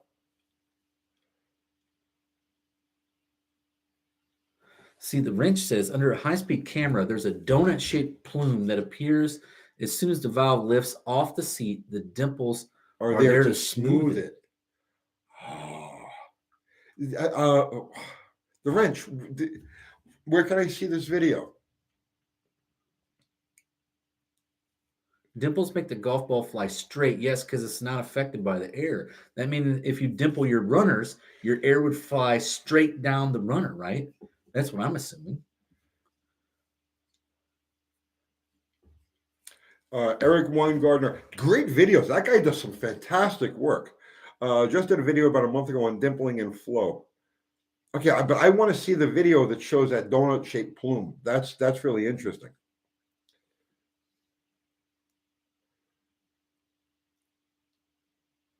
Wow, Chris Freemason, is that what Yeah, Freemason? Mythbusters covered a car with dimples, mile per gallon increased appreciably. Yeah, Alex called vortex generation gets air to cling walls. They are added wings to help control air. However, the runners on the ports are seeing a lot of turbulence. Well, the runners on the ports are also dealing with the sonic pulses that are running back and forth. So I mean, there's a lot of mysterious things that happen in an intake port. Oh, and I don't think anybody's tackled it all. I'll bet you the people that I know of in the world that I've ever even heard of that may have crossed this bridge somewhat and are very familiar with what Dave Vizard is probably one of them, right? Mm-hmm. Smokey Eunuch would probably be another one. Yeah. Smokey did nothing but dyno tests, like virtually the same thing back to back to back to back to back. And who else would I know of that would have done something like that? Okay, wait here. Andy is saying Maybe I bet you Warren Johnson. Unity Motorsports. Andy is saying, well, it's relative to time. A flow bench flow in a steady state, the same in a running engine over a small increment of time. It's a deep subject, but the key is making port energy. Port energy. And there's a phrase I've never heard of. I've never heard of either. but that's why these guys are like they're from a higher level. And that's why it'll feel so good to beat him at the No Name Nationals when we line up Bottle Rocket against Casper. SRP makes a good point here. Girls with dimples are cute. Yes, overbites too. You can't beat an overbite. Let's see. I'd really like to hear David Vizard's thoughts. We will. Hey, Andy, make note of this, man, for our next conversation. We can do it next week. Well, I think David Vizard is planning on being at the No Name National, so Yes, you can come pick his brain in person with your How to Hot Rod a Small Block Chevrolet book and get him to sign it. John Wilburn, Vizard talks about port energy extensively in his classes. Fascinating stuff. Intake ports with dimples are cute. Absolutely. Wheelie King, way off topic. Did you guys see Vice Grip at 973 and that piece of shit Chevelle with the 273 gears and 10 bolt? That's nuts. That is just the most amazing thing. Did you notice the even more amazing thing? It had AHRA decals on it. Yes, I know about that. I was like, what? But okay. Freckles. I'm glad he did it. That's what got Uncle Kathy in the door was the freckles. I mean, Vice Grip just nailed it, man, right out of the park with that. That is just the most amazing thing. And then broke the rear end, right? Did he break that? I don't know. I think he broke an axle flange. Joel Jenkins watched Dave Dudek run 970s in his fast Hemi Cuda. See now, he ran the same. So Dudek ran 970s. Vice Grip ran 970s. Dudek is doing it naturally aspirated through exhaust manifolds. So these guys stock tires. Stock tires. So it's like it's two different types of amazing, but they're still amazing nonetheless. Oh, he broke the wheel studs. That's what Wheelie King's saying. Well, that's making some steam. What did he break? The wheel studs. Sheared them all off on the passenger side the last time I saw it. That's what it was. John Wilbur is saying it went from 1030s to 970s. The AHRA decals are worth 6/10. So buy them now. You can get them on eBay, $5 each. That's 6/10. You'll never find another 60 horsepower that cheap. Guaranteed.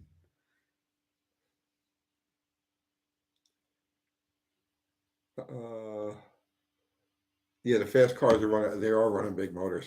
See, I was just thinking about this earlier, and it's funny this guy brings it up. Tall wheel 38. If you want your car dimpled, the best way is to wait for golf ball size hailstorm. Yeah. I was thinking about, I could literally go put a car out in a hailstorm intentionally. Yeah, you could do that. And then people would say, why are you driving that hammered piece of dog shit? And it's like aerodynamics, man. Exactly. It's good enough for NASA. It's good enough for me. It's good enough for golf balls. Mr. Will, Tone, freshly ground coffee or Maxwell House in the morning? Racetrack.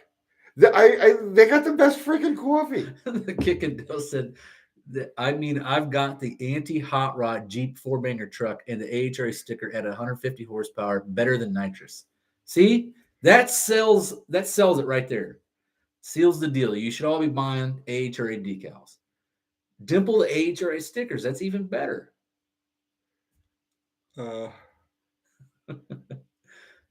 Clint's Street Doug's maintenance Machines. shop. What nobody is talking about. Vice Garage making so much torque. He's running 10s with a 273 rear end.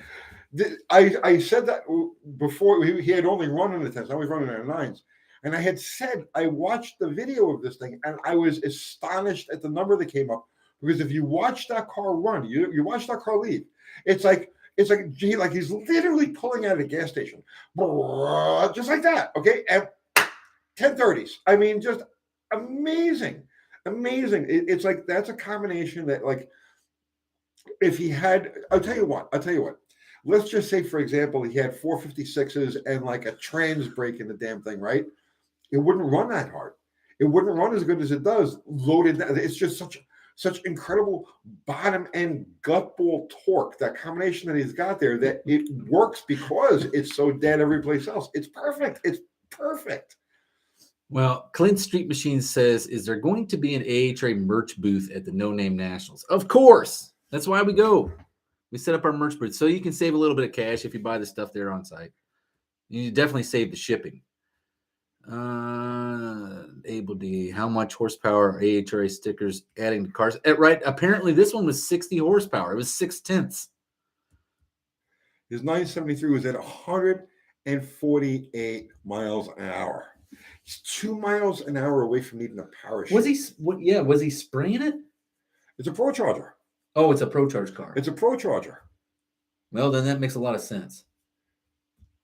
What I'm saying is, like, common wisdom, right? Would have been, okay, so you're going to build something that's going to run in the 9s, okay? So right away, you're going to, it's going to have a 12 bolt, or it's going to have a 9-inch, and it's going to have 450, 480 gears, whatever it would happen to be, and it's going to have like a trans brake. It's going to have a turbo 400 with a trans brake or a glide, okay? It's going to have all of the common things that you would put in a drag car, and it would not run as hard as it does with the 270 gears, the little freaking tires, and no suspension. It is just absolutely amazing. That's like what Vice Grip Garage is doing right now is rewriting the standard of because if I told you, yeah, it's going to run, it's got a 10 volt with 270 gears, and it's going to run in a 9s, like, no, it's just not going to happen, right? He's rewriting history. Two Hacks Garage, thank you so much for buying some AHRA merch on eBay. Yeah, that's our store. Matter of fact, if you just go to our ahraonline.com and you click on merchandise, it just takes you to our eBay store. But yeah, that's our eBay store. And you know what? And what's funny is, like, 273 gears. I remember when people used to take them out and throw them in the trash, and now they're all clamoring to get them now, right?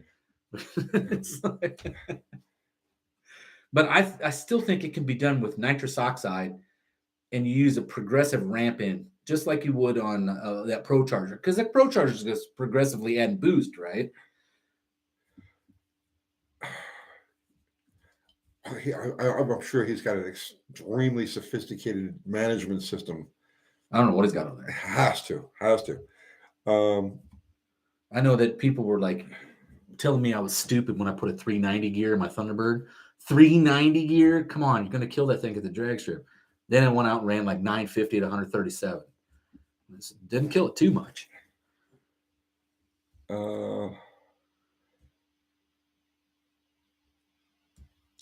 Andy's saying it would probably run best with a 350 given a mile an hour. 2 miles an hour away from needing a parachute on that car. And isn't that a full car? Like, yeah, like a legit 4,000 pound 72 Chevelle. No, I mean, seriously, all hail Vice Grip. He has created an amazing thing there.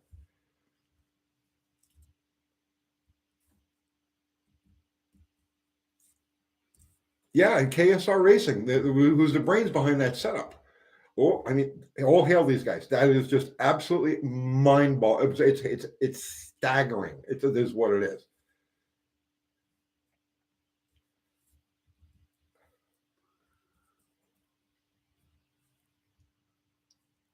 Mitten made muscle. I run 11s in my 68 Camaro. Has a 468 big block and then an LS3. Now I'm building a 509 with AFR heads. Big block Chevy. You guys love gearing if you can put the power down. Okay. The motor is for sale. Just buy it and stick it in a bottle rocket. Go on, Andy. Yeah, all right. Ran 630 at 127 in the eighth. Mopar Mini, did all 413s come with steel cranks? Yes, they did. No, they didn't. They did not. The truck motors past 1974 are cast crank. Same crank. Oh, you as could get a 440. 413 in 1974? It was a truck motor.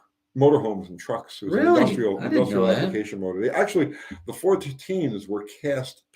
The last of the 413s were cast after the last of the 440s. No way. Really? I thought that motor was gone in like 64. From regular production, but it was a truck and industrial motorhome engine for the whole run. I did not know that. That's a cool motor.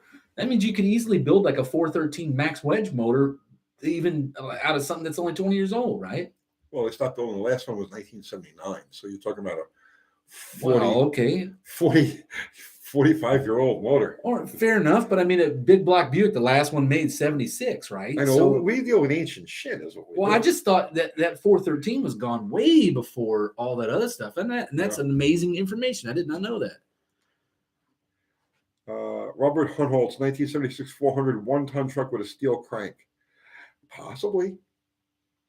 I think all those industrial applications ended up going with stuff like that, right? Because I had a set of Ford 300 rods. I don't know if I've told you. I tried to build a stroker. I don't know if you would call it that. A D-board stroker small block Windsor Ford. Okay. I had a block that had got a lot of water in it, and it rusted the cylinder. So I took it to the machine shop, and the guy's like, it was roller cam, 94 to 97 only block, right? Okay. And he's like, it's going to be, because it's the 351 Windsor, you can only go out to like 40 over, and then they start to have heating issues, and they're thin wall casting.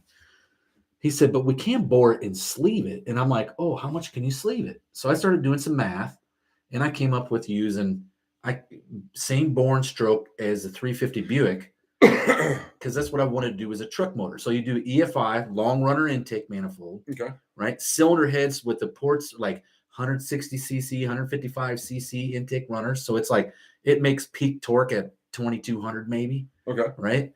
And I came up with this crazy combo, and I ended up with a set of 300 Ford industrial rods that were forged rods from the factory. Okay. Right.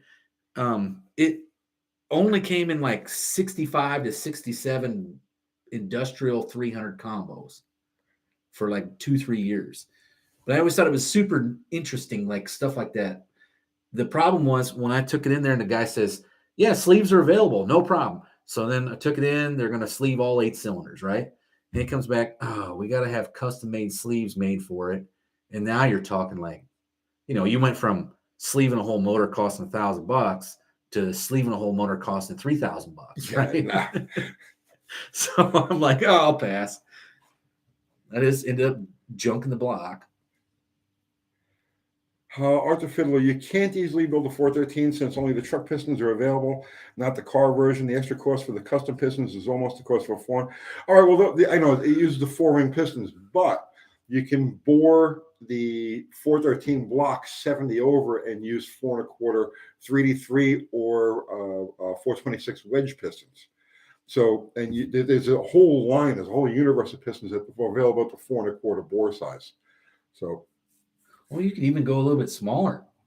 Because see, the big ticket right now is like the Buick guys use a 440 piston, right? So they'll bore their blocks 38 over. Well, there is a myriad of Buick big block pistons that fall between 4040 bore and 4.312, which is the 455. okay. You got the 430 in there, which is a 4.8 or 4.187. You also had, what was the 427 Ford? It's somewhere around that too. 4.2. Oh God, it's yes, you're right. It's 4.18 or 4.19. It's somewhere close to that. So you could almost use 4.2. Yeah, you could use a lot of different pistons in there. This is great. Just Cold War Motors, another great YouTube channel. Cold War Motors. These guys are great. Hey UT, I'm going to fix a badly pitted cylinder head with JB, a badly pitted cylinder with JB weld. Ever tried it? P.S. I'm not racing it. No, I've never tried it. A badly pitted cylinder with JB weld. I honed one. I honed one like well past 15 over, right? Yeah, but he's gonna fill the pits with JB weld. I think your rings are going to knock it out immediately. Yeah, that's not gonna hold, man. That's not gonna hold. You know what? If you were really like to want to go out on a limb and try to make something work, you remember a few weeks ago I talked about that sputering? Yes, yeah. Where Henry Ford came up with this idea where you take a penny, you use the copper off the penny, and you file it down on a file, Right. and then you braze it into those pits. That's not a bad idea. That might work on a block. That's not a bad idea. Then just hone it after that.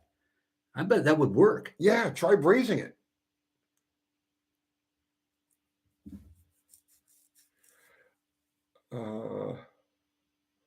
Let's see.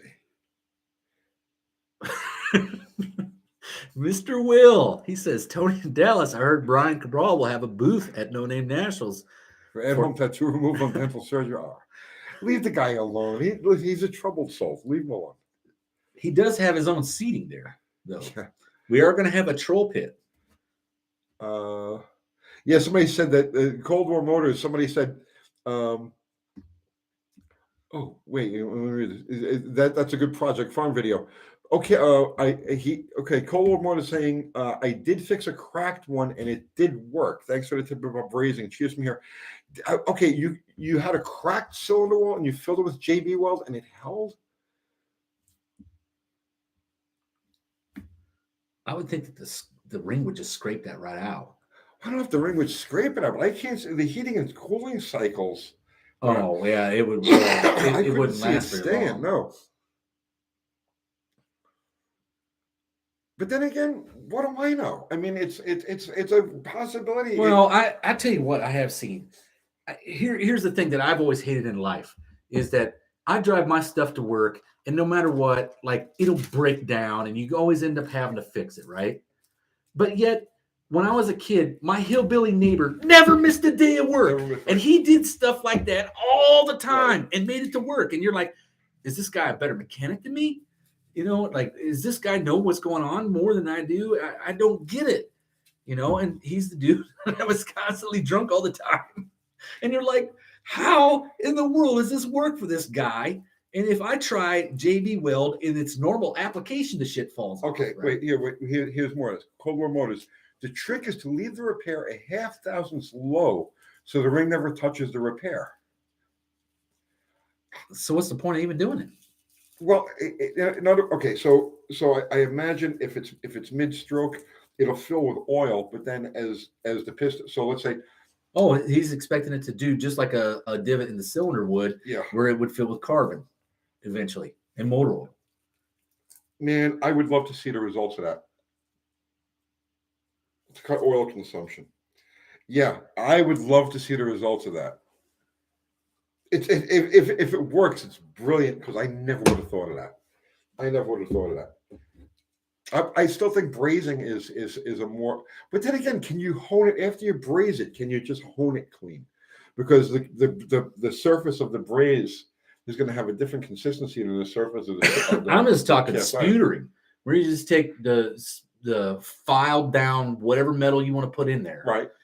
You heat it with a torch. Right. And let it fill in those dimples. I understand that, but whether you're doing that or you're brazing it, you're still going to have a surface that has to be clean. You are, and I would hone it afterwards, but right. But the question is, will it hone to the same consistency as the cast iron around it? Oh, I don't know. That's what I'm saying. It's totally worth a try. I mean, you know, saving blocks. A lot of people don't save them. I'm guilty. I throw 300 Buicks away. They're always cracked on the outside. And Cold War Motors, what you're saying, man, I so love this idea. Now, I couldn't touch that with a 10-foot pole because I would get crucified by everybody under the sun. Like, I have a very hard time talking about any type of experimental techniques. Everybody takes everything like it's nth degree value. Everything I say, it's like picked apart to the nth degree. So I couldn't touch that what you're doing there with a 10-foot pole. But I think you're right, bro. I think you're right. If you just leave it just under the surface, Where's it going to go? And what you're saying is, as far as oil consumption, yeah, because that the divots are going to fill with oil. The piston sweeps past it. It's going to sweep some of it into the combustion chamber. If you've got it filled where it can't fill with oil, then yeah, I mean, why not? And it would be easy to hone. It just Well, you Cold just War hone. motors, go, Yeah, go, right. go. He's right. You fill it. I just put a whole gob of it in there and then hone it out, right? Because it'll knock it down fast. And then once you get it all the way honed, go in there with some 2000 grit sandpaper and just rub wherever that shit's at, and it's going to be lower than everything else, right? Wired O is saying the oil would break down, the JB weld would be the issue. I don't think so. I don't think so either. No, they used to use JB weld intake runners. I've used it. The half a bottle rockets intake ports are JB welded, where you run through the intake, the push rod tubes. Gas is way more abusive on that stuff than motor oil. I just think that I think the one thing that you're right about is the heat cycles are going to have an effect on it somehow. Okay, cool. I'll give it a go. This is from Cold War Motors. I never would have believed it either, but JB will take the heat. I will shape the repair by hand before I hone it. I look forward to reporting the results. Yeah, definitely. Do you have a video up now showing the cylinder that you're going to fix? I love stuff like that. I absolutely love stuff like that. Well, when your block is pitted like that, and let's say it can't be repaired, right? What have you got to lose? Really nothing, right? Or maybe some bearings. Gaskets in a day. Yeah.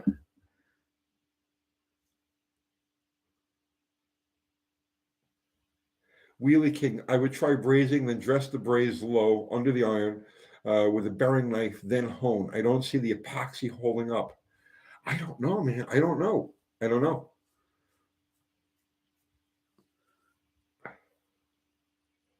Don English is happy sitting there being a wallflower. So he says, yeah, I got nothing to lose. Exactly. Nothing to lose. Exactly.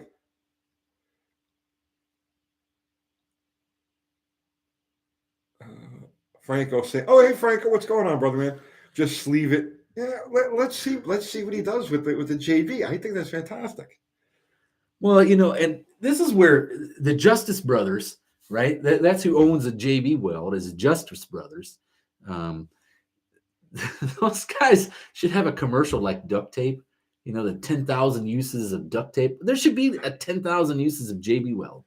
Well, SRP here is saying it will chip out heat expansion and cooling. But wait a minute, it's okay. It's not that he's filling a gouge; he's filling pits, right? If it was a gouge, I could see, yeah, perhaps, but it's pits. There's nothing to chip out really. It's gonna be below the surface by a thousandth of an inch or so of the cylinder wall. Well, think of it like this: when you put one together, have you ever put one together that's pitted? Of course, I have. Right, and like it just happens. You get to the point where you're like, "Oh crap, I can't do anything about that." You that." get the shit running, and it's like, okay, well, here we go. So what happens? You throw it together, and it runs fine. It doesn't even usually consume oil. You don't even notice it, and that's because those little pits fill in with carbon. Now, if you had a lot, and it would be no different than that JB Weld, right? It really would be no different than that JB Weld. We're going to find out. I think Cold War Motors is going to do it, and he's going to report back to us. If he does just the JB Weld 1,000th low, that 1,000th will fill in with carbon. The 1,000th, I don't think would make a difference. I think what's going to happen is going to glazing of carbon over the top. It'll be just like the cylinder wall. Well, I'm dying to see what it looks like before. I want to see what it looks like before. Just a total boogered cylinder wall, huh? Well, he's definitely showed up here and dropped a bomb on everybody. Yeah, no, so it's cool changed idea. our topic of conversation. It's just what is saying. Use DevCon. How much different is DevCon than JB Weld? Cosmic Silence. What about bore taper? Bore taper is the worst, bro. I got a small block Chevy with a top ring. Oh God, that's okay. So it's only 2,000ths of an inch. No, 7,000ths of an inch. 7,000ths of an inch is a lot. Yeah, you're almost looking at 20,000ths. Isn't that what that is? 18,000s, 35,000s. 18,000s and 35 minus 18 is 17,000s. 17. Yeah, 17,000, almost 20. Yeah, no, That's way out of tolerance. no bueno. 3,000s is top. Is tops. It needs to be bored. The cylinder is not pretty. What kind of motor is it? Franco, ask yourself, WWBLD, what would Bobby Lagana do? I still have emotional and mental scars from things that Bobby Lagana. Is that the guy where you told me the story about the funny car where he went home and he woke up and you're like, hey, let me turn this on, and he's on fire? Yes. Yes. There were so many stories I could tell, but I won't out of respect for the family. And see, well, there's Head 68 says, how do you prepare a pitted surface to bond with JB weld? I'd say you can. And he may be right. Franco, people, let me tell you something. People they'll tell stories about how they were stuck in a Turkish prison for 12 years, or how they were, tortured by cannibals and stuff like that, and the war zone PTSD. And all I have to do is look them in the eye and say, I raced with Bobby Lagana. And that's it. It's like, that's it. I won. It's like, okay, you deserve. You know what I'm saying? Tall Garage says, good night, everybody. He's out. And then we're just about out of time. We only got 4 minutes. Wait, did Cold War Motors say what kind of motor it is? If he's doing He didn't say what kind of motor it was, but he said the cylinder wall is pretty pitted. See, yeah, but right there, Chevy 216. Oh, where? Right there. Oh, okay. So what's a 216? 3.1 meter? That's a 3.1 meter. No, yeah, let that thing. No, it's a stove bolt. Okay. That's an old Chevy straight six. 216, Oh, 1937. Yeah. That's the original stove bolt. JB Weld. No, I'm dying to see this. This is great. Oh, I've seen it on all kinds of stuff. Never a cylinder wall. I wonder if you could do a home sleeving with JB Weld. Oh, God. Well, they normally put epoxy on it, right? On the sleeve, and then drive it in. I wonder if you could home sleeve a block, right? Have it bored. Not to get that sleeve to actually stay and not shift around. Yeah, freeze it in your freezer, right? Have the block bored and stepped, and then you just get like a 4x4 and drive the thing in with epoxy on the outside of it. And then the cylinder walls and hold it in place. I don't know, man. I don't know. Jason Fitch, were you racing with Bobby when you screamed, "What the fuck do you want?" on national TV? No, that was Dale Barlett. That was the guy who owned Predator Carburetors. Dale Barlett, and we were racing. Who we were racing? Dale Creasy. We had Dale Creasy. It was the first round at the Molson, the Grand National, whatever the hell it was. Yeah. Don English, I'd love to do that. I just need to find something to do it with. All right. Project Farm made a piston out of JB Weld. Okay, guys, we're running out of time here. This was a great night. I had a lot of fun tonight. Dallas, what do we have to plug? We need to plug your merch on Spring. I don't even know if I'm selling merch. Forget about selling my merch. I don't even know what's going on with merch. I don't even know what's going on with merch. All right. But I'll tell you what, our merch will be available. So here's the thing, right? If you guys want to buy merch, Mopar Al is taking Slaghammer on Power Tour, and he'll be selling merch the whole way. And the Junkyard Jet guys will be at a couple of different events, and they'll be selling our merch. So like you can buy merch in person at any of those events, and they'll become. But I don't know exactly what the status is as far as Spring. I don't know what's going on with that. So, but you can buy AHRA merch. Like, get some AHRA merch. Second. Yeah, go over to our eBay store, buy some AHRA merch. Ours is AHRA official. And anybody else selling AHRA merch, just shoot me an email and I'll have their coccyx removed from out of their throat. Because I'll just smash them right on eBay. I mean, they can't be selling it. So look for AHRA official. That's us. Let's see. We got the No Name Nationals coming up September 30th, October 1st. Hashtag No Name National. Yeah, hashtag No Name Nationals.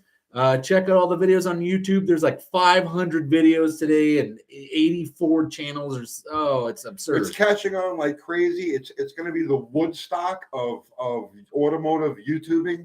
So yeah, you definitely want to. And I have nothing to do with this. I have nothing to do with this. It's strictly Dallas and John Wilburn. These are the masterminds behind this. What's shaping up to be a tremendous event. Give your girlfriend and or significant other some AHRA decals for Valentine's Day. It will make them want you to get the car done and go to the track. And pastrami.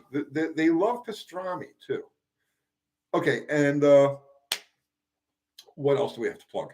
Mopar Al on YouTube. If you follow on the Slag Hammer build, go check out Mopar Al. If you like Buick stuff, Mr. Rodder's Neighborhood. Go subscribe to Mr. Rodder's Neighborhood.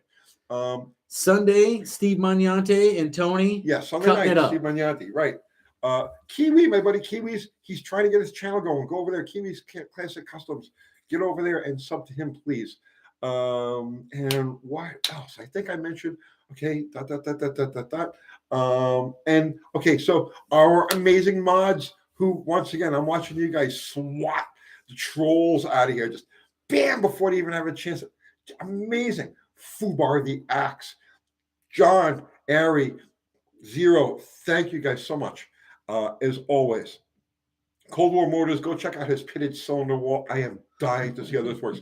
Unity Motorsports Garage, go over there and sub to Unity Motorsports Garage, and David Vizard. Yeah, Two Hacks Garage, go sub to them. They need 500 to be at the No Name National. Yeah, we have Bear Rose Garage, same thing. They need 500, so get over there and sub them. And all of our regulars here, man. Congratulations for being part of the best automotive community on YouTube. We're not the biggest, but we are definitely the best, and we're growing constantly. And thank you all in every way that I can. Thank you all. I am so grateful. You have no idea. So, yeah, who would think that an old ding dong like me could make a living off of YouTube and be surrounded by? I don't know. Awesome. I'm in the same boat. I would have never thought that. I don't make a living off of YouTube. You will. You got to keep pushing it. I'm all right. Right now, I'm fine. I'm just trying to get the AHRA stuff ready to go for the season, and I'll be back at it. More Buick stuff to come. All right. So I am going to hit this end stream button, and we are out of here. And I'll see you guys Sunday night with Steve Meggs at 7:00. Good night, all.